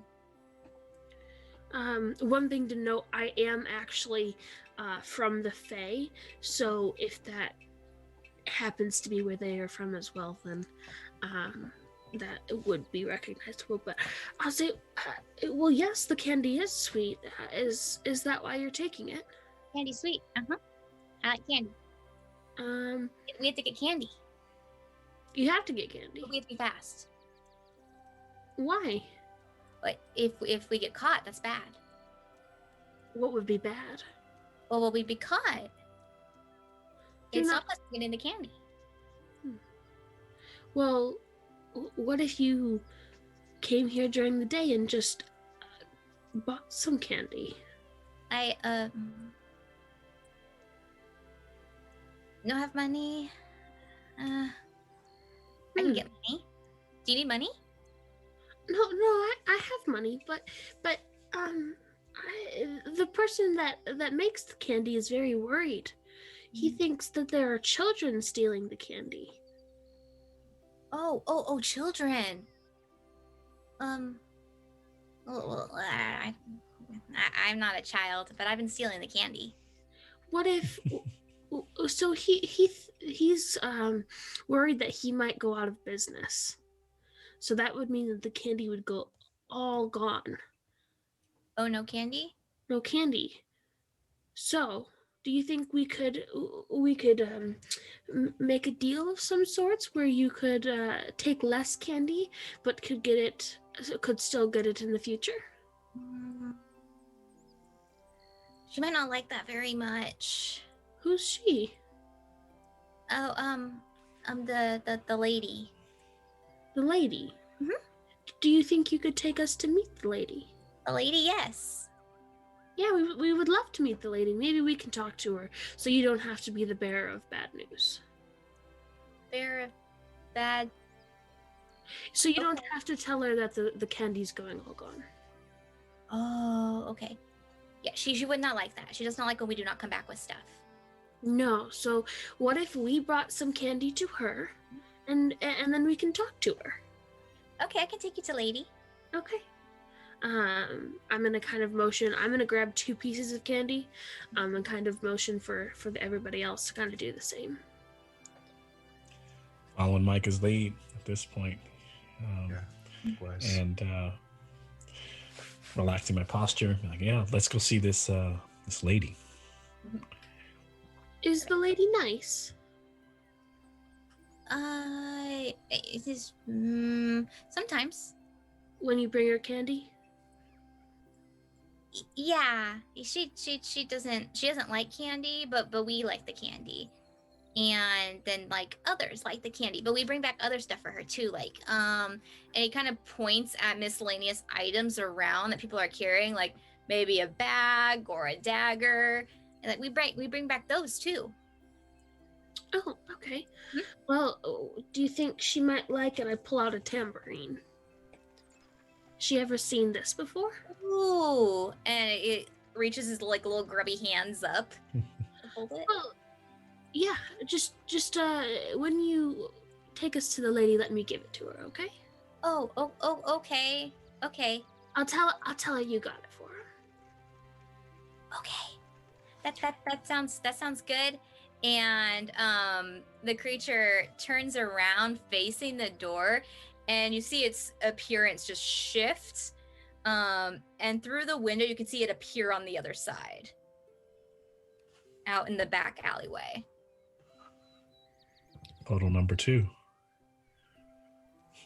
I kind of wait for the little creature to walk towards the door, and then I'll follow it. Oh, it is now portaled out into the okay. alleyway. Yeah. Got it. Okay. Yeah. No. So I'll walk towards the portal then, kind of waiting to see before I go in if my party mates will follow me. Mm-hmm. Already on it, right behind you. Got it. Yeah. I would like to hold an action. Just sacred flame. I want to hold the sacred flame, and then, if I feel like things are starting to go haywire, I'm just gonna shoot it at the biggest thing. Sounds good. The biggest thing. Perfect. So as everyone walks out into the alleyway, you do notice that there is another small creature that looked exactly like the one you're following that's kind of running up ahead of it. It drops a little gumdrop behind it accidentally, but keeps running. And as you're continuing to follow the little creature who's like looking up at Myca every now and again and kind of like reaching up like it wants candy from her, it'll just kind of start hopping in that direction. And you come to the end of the alleyway where it kind of meets in with the main roadway. Mm-hmm. And you see this large cart that's standing there. Has a green covering on it. And he hops up to the back of the cart and opens up the covering and hops in. Can I open up or did the covering close or did he leave it open? Oh, it's like flaps, so it kind of just flaps. You can kind of see into it. So can I kind of pull it back a little bit? Does it look on the inside larger than it looks on the outside? It does. Okay. I'll hop in then. Okay. Is anyone else following? I know we felt that perception check earlier. Would we all know this is the cart that almost hit us? Okay, that's one. We've seen this thing before. Should we just be getting inside of this? Well, better inside of it than in front of it. Myca's already gone. Yeah, I know. Yeah. So Jonathan slowly walks to the back and kind of does like this, and then makes a little gesture, and his dagger slips out of his inside of his arm. It's kind of attached, and he just has it like where trying to keep it like palming it, so in case he does need it. And he looks at Surge, can tell that they're maybe assuming and tell you're holding something. You're ready for action as well. Just kind of doing that eye to eye thing. Yep. I am concerned for Myca. We should get in there quickly. Yeah, and I jump in. Okay. So Myca, since you were the first to get into this, as you're entering in, like you had already described, this looks much bigger on the inside than it does on the outside. It's still a little bit of a like darker, like really dimly lit area. It kind of looks like you just walked into like essentially a living room or a common space, probably about 15 feet by 15 feet. And there's small bookshelves lining across the sides. There's like a really nice rug out in the center. But you notice that there's a door across from where you just entered that shut abruptly as you were entering in, and you heard a locking mechanism occur. Do I see any of the little creatures around me? You see the one who had just gone in before you had walked up to the door as it closed, and it walks right into the door. Oh no. Does it fall? it kind of like stumbles backwards a little bit, kind of catching on its weirdly large hands, and just sort of stands up there and looks up, and then walks over to the side and starts eating just this pile of like a little stash of candy that was available. Does Jonathan come in right after me? Yes. Okay. I'm gonna kind of motion to the door and say that it was locked right before we got here. The little creature tried to go through it, but wasn't able to before it was locked. Can we maybe fix that problem? I can hit it with my hammer. Yes, that is one solution. I think we should let Jonathan do what he does best, and then we can try that one. That's right. You have sneaky hands. I can try. So I was just trying to lock it so that from the inside. What would you like me to do again? It's locked from the side that we're not on. Oh, okay. So unlocking it, and then so that we can go through is what my idea was. Got it. All right. Yeah, I can. DM, do you want me to slide on hands, or what do you? I would say, going up, why don't you make an investigation check for me first? Okay. Yeah. Well, it's gonna be a whopping 4. Okay. For this, it doesn't look like a standard door, actually, like where you would go to look to try to, for any type of lock-picking maneuvering. It's not quite the same setup. There's, it's like a wooden door. It appears to be reinforced with metal areas to it. And you notice that there's 3 very thin slits across the center of the door. And this is appropriate because I think that Jonathan gets this a lot. People think that he's like a thief, and that's not what he does. He stabs and shoots things. And so he's always like, all right, I guess he's decent with his hands. He can try to figure it out. But yeah, he looks it over and he's like, huh, okay. And so he looks like he's trying to act like he knows what he's doing. But he's a bit awkward here in this moment. I'll lean forward and I'll put my hand on his shoulder and I'll just like quietly whisper and be like, Thor guides you. Okay. Calms him down. All right. Let's see what we can do here. All right. And you said you just DM, what do I see? The markings again? There's 3 thin slits essentially across the door. Okay. Should I try to he takes out his dagger and he starts to kind of put it inside the slit and move it around to feel if he feels any mechanism or anything like that in the one at the top. Understood. So if of the 3, let's say left to right, left being the first, center second, Okay. right third, which one are you putting that in? The leftmost one. Okay, so I wonder if you can hear this. As you're about to stick the dagger in just to kind of wiggle it around a little bit, you hear a sound. Okay. Then he will do the second one. Or do the same thing and see if he hears a sound. Okay. And then the third.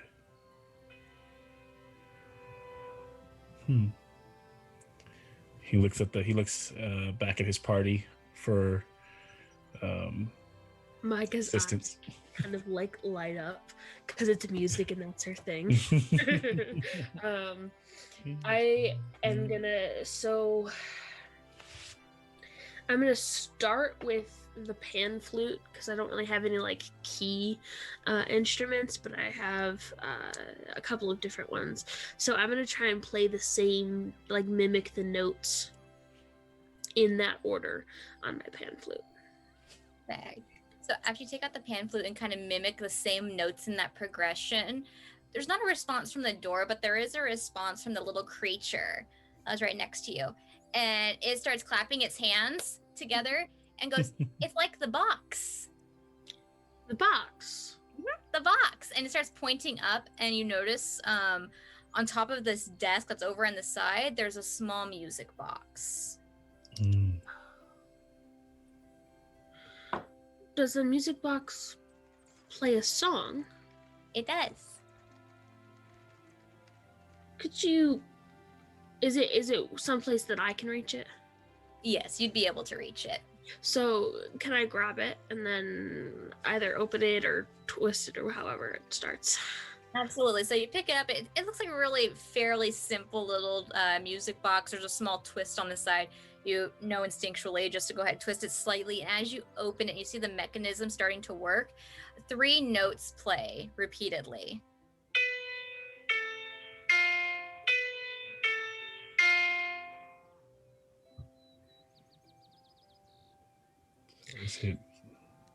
Okay, so hi. Could you play that one more time? Of course.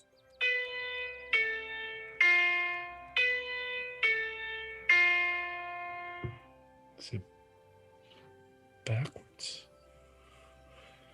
I know. Words. Because it's. Yeah. Can I roll a insight check to see if that was the same order that he put the dagger into the slits on? While she's doing that, could Jonathan take the dagger and take the dagger from right to left and see what the notes sound like? Absolutely. So as Jonathan, Myca, as you're kind of looking over and trying to remember the notes that were, making that sounds with the progression that he had played, and Jonathan's going through and going from right to left. And after he inserts the dagger into the 3rd hole, the door starts shifting and moves off to the side. Nice. Cool. Does the little creature look excited or any reaction to that?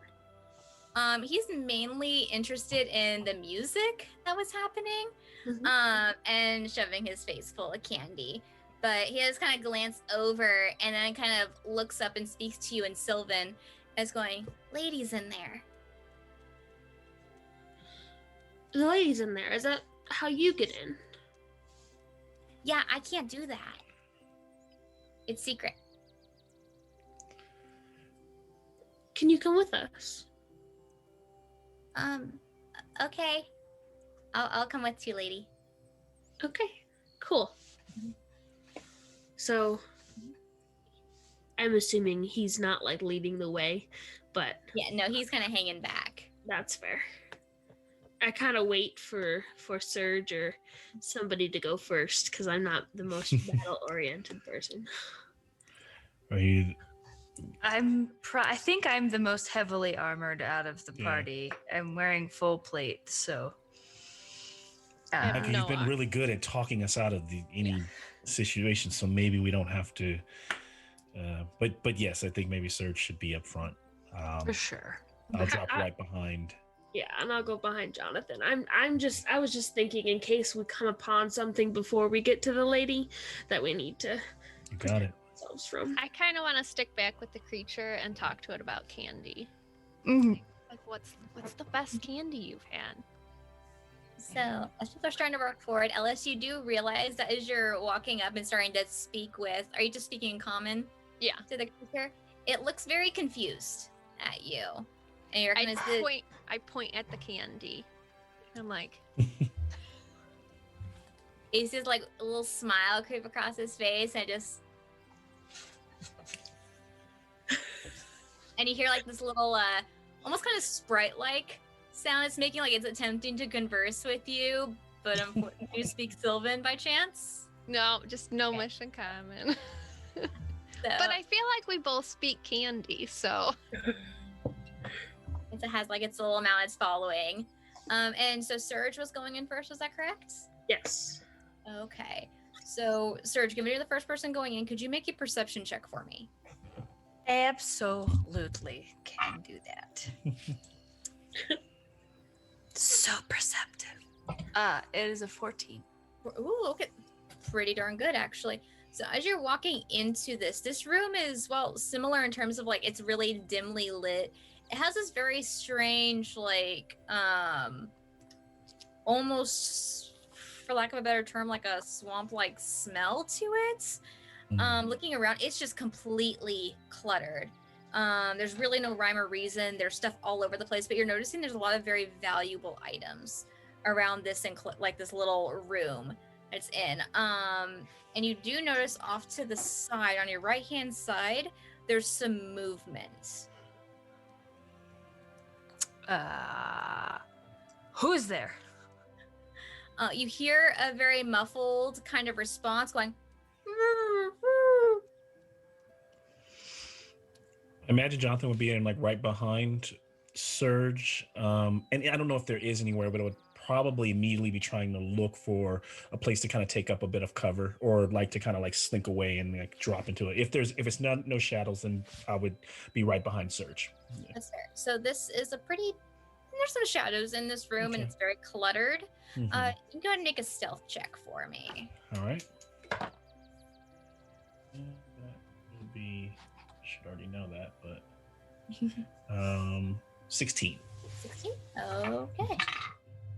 Awesome. So as you're kind of walking in, following Surge, and you kind of get the same view of this room, it's cluttered, has this really weird smell to it. There's some movement from the right-hand side, but there's also like this large, it almost looks like a chair, but the chair, like the actual seat portion of it, is missing.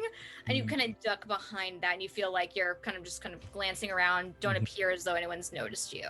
Okay. I'm gonna immediately go towards the muffled noise and just head first go figure out what that is. Understood. So as you start walking over in that direction, kind of maneuvering around a large pile of items that was kind of stacked up in front of what the sound had come from, you do notice that there are 5 individuals over here. There's 2 small children who have their wrists bound, their mouths are stuffed with like fabric, and it's pretty much they're gagged at this point. And there's 3 halflings that are also there, all completely bound up. I'm gonna turn around, I'm gonna look at them, and I'm gonna like tootle at the kids with my fingers. I'm like, oh. And I'm gonna turn around and be like, I don't think that this lady is nice. And I'm not saying it quietly at all. That's just yelling it out there to everybody else. Because I'm too dumb to be quiet. Doing anything in particular? I'm going to ask the creature, where is the lady? And glances around. I don't see her. Does she go by the lady, or does she have another name? We have to call her the lady. Okay. I'm gonna say, Miss Lady, we come bearing gifts. And you hear a voice coming from the opposite side of an area that looked like it was fairly obstructed by items, and you see kind of a shifting. You see this older woman walk forward. She looks like she's maybe like a human woman in her 80s, long, kind of really thin, scraggly, gray hair, really sunken eyes, and she's moving forward. Oh, a gift, you say? Well, yes, but we also we're looking for a bargain. Oh, dearie, a bargain. Whatever do you mean by that? Well, we would like to give you things, and then take the halflings and children back home with us. Oh, well, I'm afraid I can't let you do that. Why not? Because I need them. And you start hearing rustling along the sides. If anyone glances around, you notice that there's another 2 of the small creatures very similar to the one that's led you here, kind of peering up at different members of the party. And their faces look not as welcoming as the 3rd. But the lady in front of you, Myca, her form begins shifting. And as it's moving, she becomes much more tall and then starts hunching over. This really green, like grotesque face is there. Long, dark, like really stringy hair is replaced by it, and long, spindly fingers are pointing at you. And she says, "I could use you too." And I'm gonna need everyone to roll initiative. Yeah. All right. As a talking action, can I tell this weird little creature to run and hide in the original room? Yes, you could absolutely say that. Okay.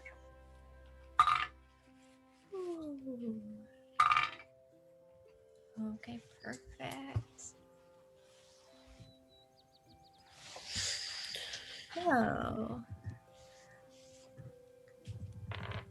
just for fun here, did anyone roll above a 20?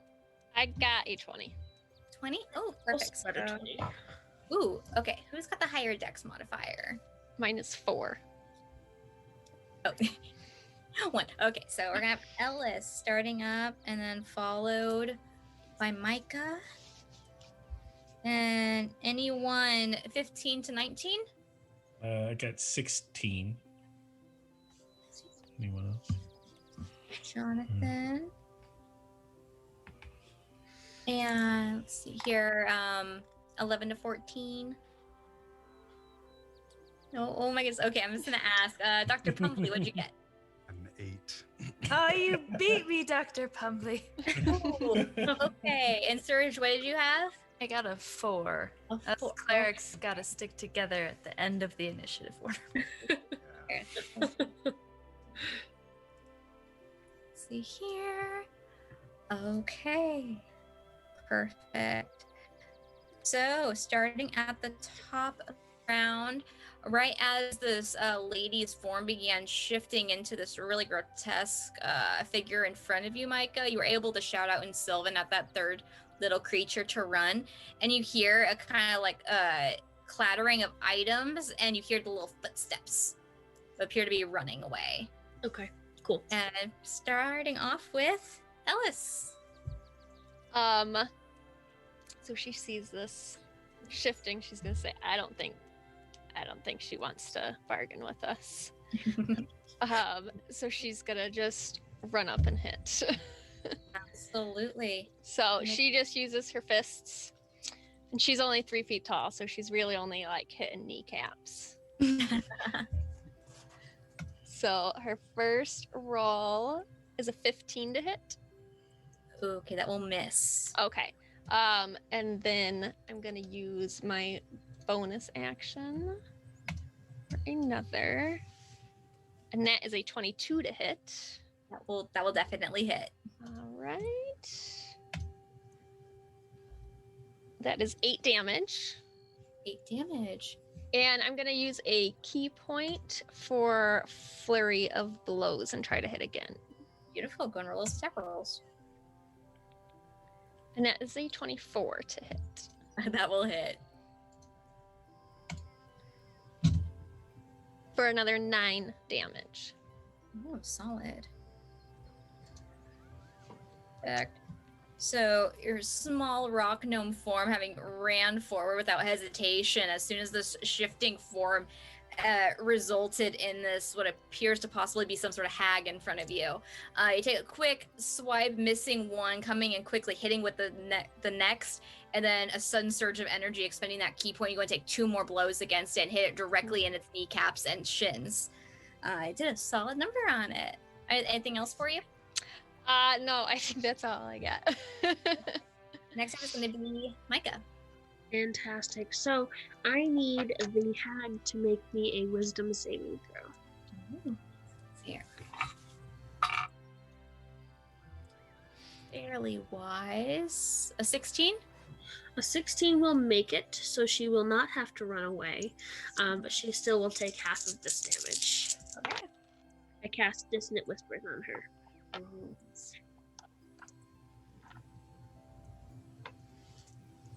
So 20, so 10 damage. 10 points of damage. Perfect.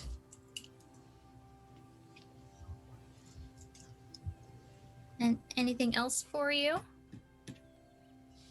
I will bardically inspire Surge.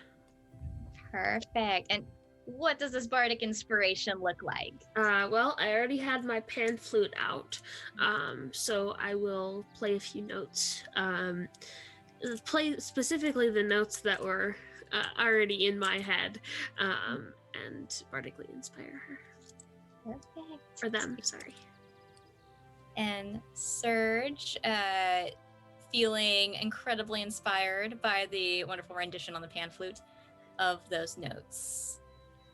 Feels so inspirational. I appreciate you. And next up is going to be Jonathan.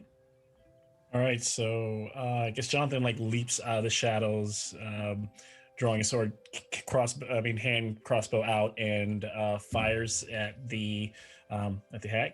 And let's see, I'm just asking this DM. I don't know.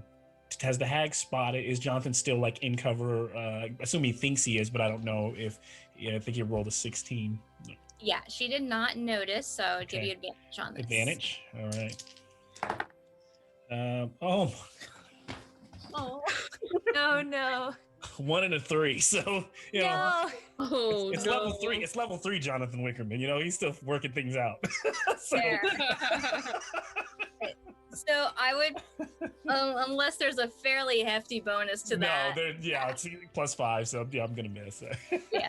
Unfortunately, kind of stepping out, feeling incredibly cool, so hidden, just slightly misstepping, firing off, and the arrow just plunges into the like wooden area behind the hag. All right, sounds good. And then I guess I'll use bonus action to try to dash into the shadows if there's anywhere nearby. He can try to set up and maybe get within striking distance for the next turn for one of the little other creatures that are around her. I don't know if they're engaging. I don't know, but I don't know if I can see them one nearby. That's fair. I would say there's one closer to you because you kind of ducked off to the left-hand side of the entryway. There's one that's probably about 10 feet away. You can easily make it over in that area without a problem. Okay. Yeah, I'll just like move over to that creature and get within like within 5 feet and and be ready for whatever's next. So Sounds great.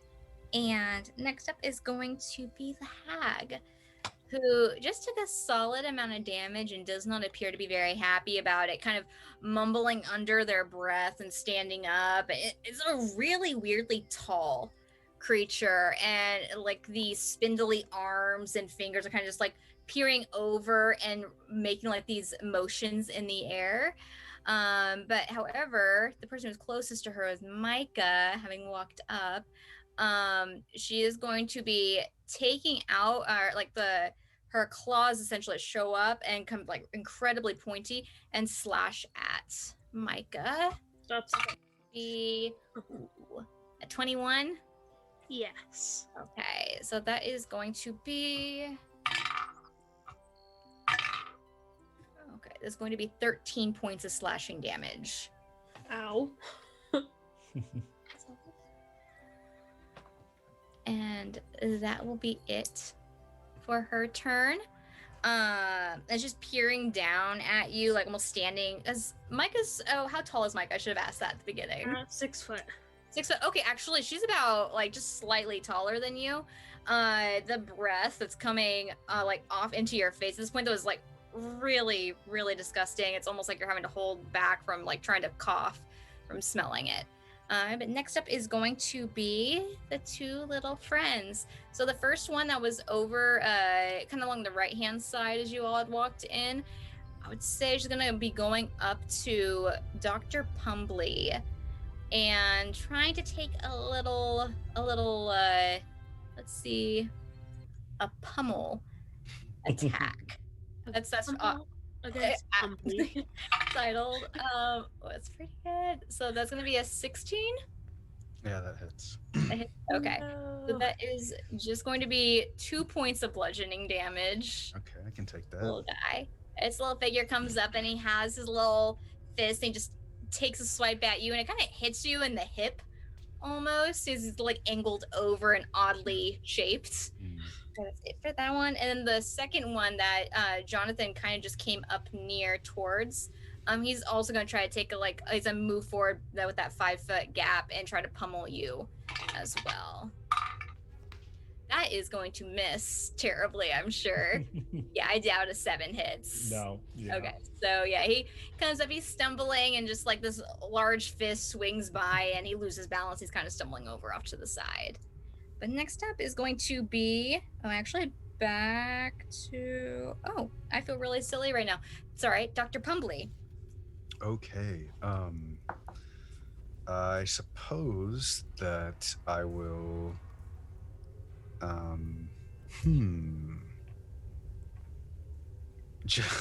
think I'm gonna just punch back at the one immediately close to me, because I don't imagine I have my weapon on me. I imagine it's on Henroy or in his little satchel. So I'm just gonna swing at the creature. I just add my strength to that, right? So 15. That will hit. Cool. And then it's just a 1 plus my strength mod, right? So that's 2 points of damage. And then bonus action, I'm gonna cast. I was imagining that I was at the end, like the farthest back, probably trying to like get Henroy into this little cart. So how far between myself and the hag? How many feet is there?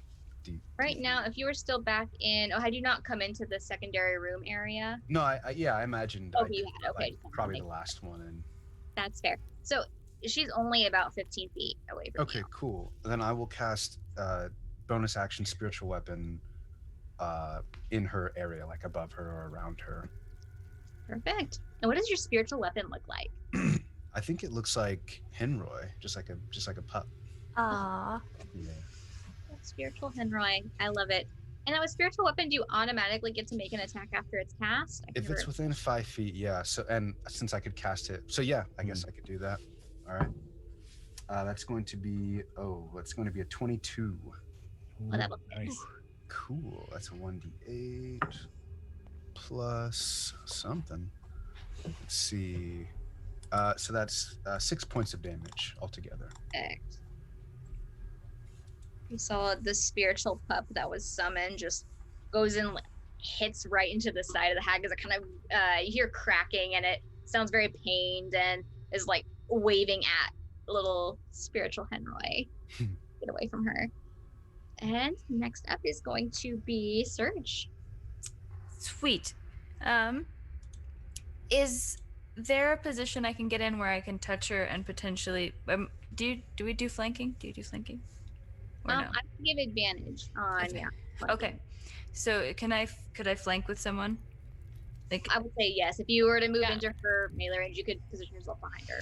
cool. I'm gonna get all up in there, and then I'm going to cast Inflict Wounds. So that is a 15. Does a 15 hit? It does not. No, toodles. Okay. I think that's gonna be everything. I don't think I have a bonus action. Let me see. I do have a spiritual weapon. Oh, and I have Bardic Inspiration. That's right. So, I'll let you retroactively use that if you think. Can I please? Thank you. Yeah. It's a D6, by the way. Thank you so much. Does an 18 hit? Yes, it does. Okay. Sweet. Thank you for letting me do that. I appreciate you. So that is whopping 6 points of necrotic damage. I got it. Solid. And then I will bonus action spiritual weapon as well, I think.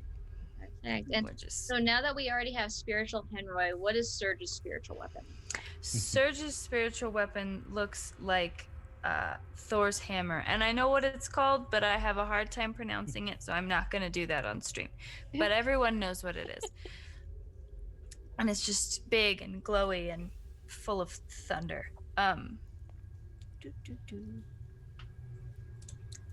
that is a 16 to hit. 16 just misses. Toodles.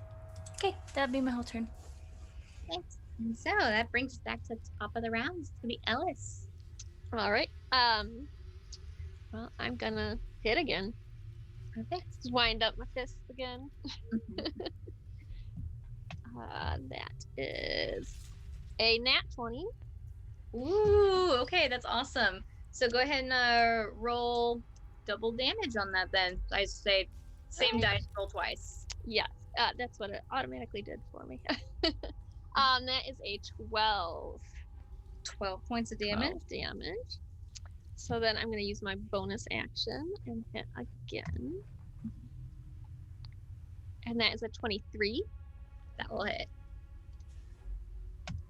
And that is 6 more damage. Oh, wow. And I'll use Flurry of Blows again. Why not? Yeah, Bring why those not? key points. Why not? And that's a 21 to hit. That will hit. Nice. Ooh, lethal. And that's 8 more damage. 8.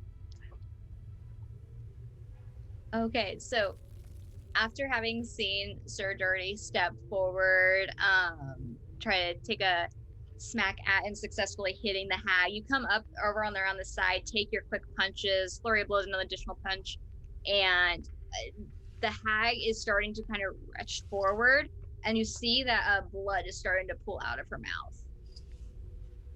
I hit kneecaps real hard. And next up is going to be Myca. Fantastic. So this little tiny 6-inch imp is going to appear on my shoulder, and it just looks so angry and just like is like shouting obscenities at this hag, and it gives me rage. 1 rage per day. So I am going to start playing what I like to call death metal music, and out of nowhere, like this random electric guitar comes out, and I start playing that. And I am going to try and hit the hag twice with my rapier. Oh, go ahead and make attack rolls.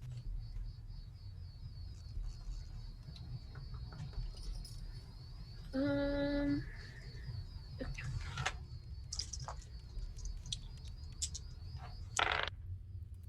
right, so I got 17 and an 18.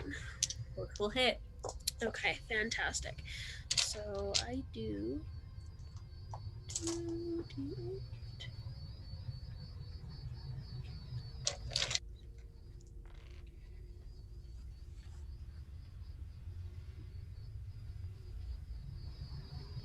$16 damage. 16. Okay. As you're coming through and taking 2 swipes in with your rapier on the hag, the first cuts across its midsection. It kind of seizes over to the side, coming in with the second slice, just going right over that same bit. It's starting to kneel over, and its form is completely collapsed. It's still breathing, but it is incredibly rough right now. Can I also bardically inspire Jonathan? He's Absolutely. gonna need it. Fantastic. Was it safe to assume the pan flute is playing a unique tune for him? Yes. That or that death metal. Well, it would be more. It would be death metal. He's vibing with it. Perfect. And as the vibing with the death metal is occurring, that brings us to Jonathan. So Jonathan, looking at the magical might that this group of little folks and have like brought on this, which while he hasn't scored a hit, is like he just kind of uses his bonus action to disengage from the little goblinoid creature as it swings over his head and goes rushing forward towards the hag. And what he's not saying he's achieving this because I haven't rolled yet, but what he's going for is to try to kind of leap and grab maybe one of the claws of this hag and kind of pull this Steven Seagal ninjutsu maneuver so that he can bend that arm backwards and plunge that short sword in, and he'll roll. And that is an 18. That will hit. Oh, and then with the Bardic Inspiration, it's a D4, right? D6. D6. Oh, okay. So let me do that. So 18, 22. So, Absolutely. It hits. thank you, Myca. Absolutely. And so if that hits, then his with sneak, because there's people around him, so he can add sneak attack to it. So that will be 6, 7, 15 what was it, piercing damage. Perfect. Mr. Jonathan Rickerman, would you like to describe what this looks like as you? Oh man. So yeah, it's kind of that move where actually what he does instead is like as he's running toward, he leaps up. He's kind of he goes he leaps out, so his feet are out like that. He crosses his feet over and locks her clawed arm. And so he uses his body to twist and kind of like bend her back over this way. So then as he comes off and lands on his feet on the ground, he just drives the sword into her back. Amazing. And with that plunging of that sword, you hear kind of the retch and just blood pooling out of her mouth onto the ground, and her form just goes lifeless and limp. And then he goes, yeah, I'm thinking I'm back. I had to. Amazing. And now what would normally be the hag's turn, the two little figures that were with this hag, you hear that they're starting to kind of one that was right next to Dr. Pumbley glances over and sees the lady on the ground, and he starts shaking, and his eyes are getting really big. He's looking around, and this high-pitched squeal and like a cry is happening. He's just standing there frozen, as is the other one on the side. Jonathan looks to Myca and then like points to the kids, like, handle this. Handle the children. No. Yeah. So I kind of motioned for Surge to go back over to the kids and the halflings. And I'm gonna kind of go over to the two little creatures, and I'm gonna kind of start shushing them in Sylvan and kind of like not necessarily hugging them, but kind of like showing them comfort and trying to quiet them down. It's okay. She was going to hurt a lot of people. And the two little ones that are there, and you'll notice that the third one that had been hiding in the other room starts coming in because it hears the cries of its little friends, and it comes in, and they're all kind of like huddling around you at this point, and they're just shaking, and you hear like little comments of the lady's gone, and then you hear a little thud hit the ground, and you notice a little jelly bean that's rolling away as they're starting to eat candy amongst the three of them. I'm gonna pull out the couple pieces of candy that I brought with me and give one to each of them. And I'll take it and like give you, as they were looking kind of scared at first, and they look a bit calmer now, and they're like eating it and smiling, and their like little teeth are showing. They're not well kept teeth whatsoever. It looks like what you would expect from a creature that eats nothing but sweets. So, but is anyone else doing anything in particular? There's a pile of candy there that they're all like eating from? Yes. Jonathan kind of bags some of the candy, and after he does, he like looks over at Ellys and he's like, "Go ahead, we deserve it." You do. You might want to check it for yeah, goo, that's true, though. huh? Check it for goo. And does it seem pretty clear, DM? Bits of it are a bit more like somehow. Oh, so it's kind of not the good stuff. Okay. maybe there's another supply around here. Got a couple. He's like, okay, yeah, maybe not. Ellys is gonna take out her pipe, pleased with the job that we've done. We found the kids, we found the halflings, we found the candy. So she's gonna celebrate with a smoke on her pipe, and the smoke that comes out is gonna be a unicorn. Oh my gosh. That's fantastic. I'm gonna go over to Miss Dr. Pumbly, and I'm gonna say, I think that the kids could possibly benefit from Henroy. They seem scared, and Henroy seems sweet and soft. Would you mind helping me with these small humans? Yes, let's go. Yes, tend to the small humans. Perfect. Come on, Henroy. And then I'm going to walk up to them and I'm going to be like, hello, human children and halflings. We are here to rescue you. Please follow Henroy, the adorable puppy, as we exit this way. Perfect. And so you notice that all 5 of these, the kids and the halflings, are all still bound together. It's like, but if you go ahead and help, like, loosen or, cut the rope. Jonathan will be doing that as Surge. It's like cutting them loose. Them. So the kids appear to be very, very happy that, oh, a dog, this is good, but we also want to go now, please.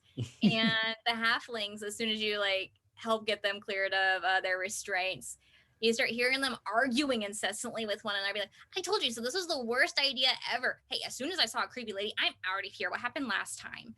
And they're, like, arguing for a bit amongst each other.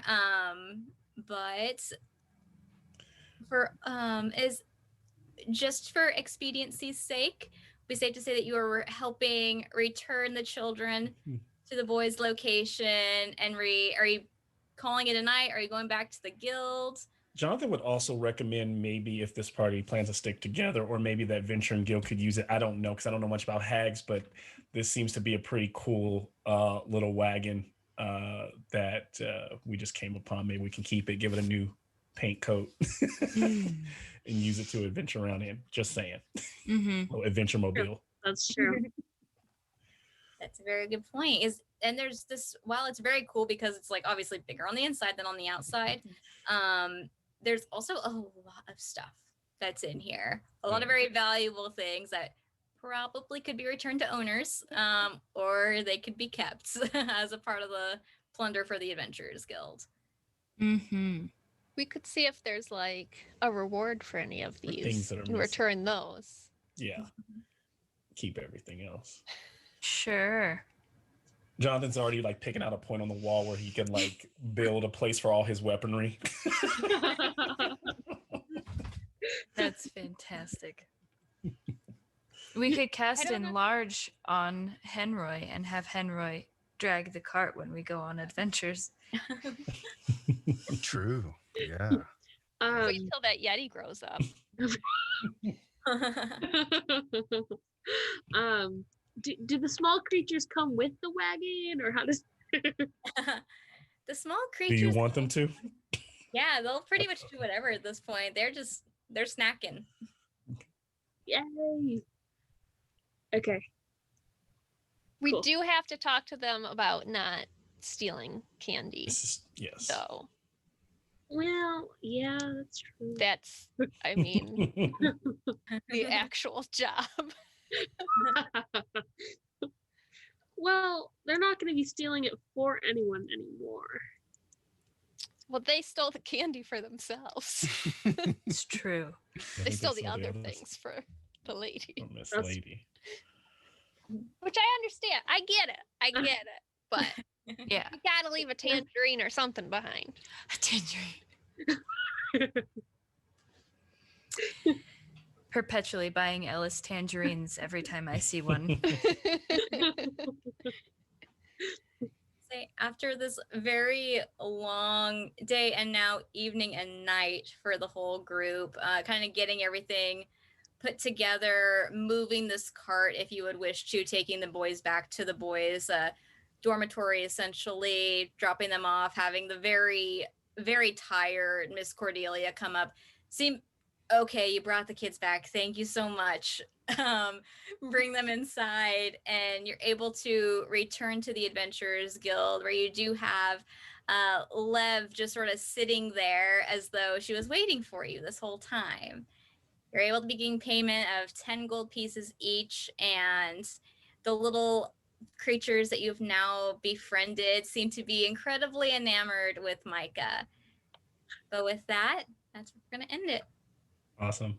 Oh, thank you. Thank you so much. It's so fun. Yeah. Thank you. That was really- great. Well, so thank you to my wonderful players. This is an awesome group. I'm super excited. This is an awesome first episode to have. And of course, thank you, Fenway, so much for joining us for this game and for giving us the opportunity to be partnered with Jaspers Game Day as an ambassador for the game day. Oh, it's something we're incredibly passionate about and so appreciative of the opportunity and all the work that you and everyone on your team have put in. Speaking of which, would you like to mention something that's coming up soon? Absolutely. So on the 21st of November is International Survivors of Suicide Loss Day. And for that, Jaspers Game Day is doing an event. We are going to be hosting some games on our Discord server, and we will also be doing a stream. And this stream will be hosted on the official D&D Wizards of the Coast Twitch channel.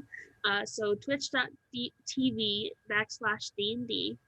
And I'm super excited about that. I will be DMing one game, and my players will be the 3 raffle winners, along with Diana D'Amico, Tricia Hirschberger, and Cynthia Marie. And then the other game will be Todd Stashwick DMing, and then playing will be Kyle Voigt, Jim Zub, and then another one of our ambassadors, Rena. Yay. So awesome. Can't wait to watch all of that. Sounds amazing. And actually, coincidentally, you mentioned Cynthia, who is part of the initiative order as well. She's fantastic. That's a perfect segue. Tomorrow, we have the next episode of Carnaby Street Case Files, which is our Call of Cthulhu stream. It's tomorrow, 6 p.m. Pacific Standard Time. Stop on by. Who knows what hijinks we're going to be pulling next, but pretty much the OG group is back together with this. So we're finally going to be having some of our players come back. Nora Ibrahim's back as Eliza after a couple episode hiatus, and I'm really excited to see what happens. But again, thank you all so much for joining us today for this first episode. Really appreciate everyone's time. And is there anything else anyone wants to pitch at all? Open for you. We do have people asking when the next one is going to be in chat, just to, if you want to talk about that. The next Adventurers Wanted episode is going to be, I am so glad you asked. Let me pull up my calendar because dates escape me sometimes. This is going to be a monthly campaign, or not even really a campaign, but a monthly show of these separate one-shots. And of course, as I mentioned earlier, it's going to be community driven. So a bunch of community players, different game masters. I'm not going to be the only person running this. So that also is open to any of my players. If you ever want to run a game, just let us know. We would love to have you do so, or visit back as a player again, new characters or old. So let's see what our next one is for this. This is what preparing is for.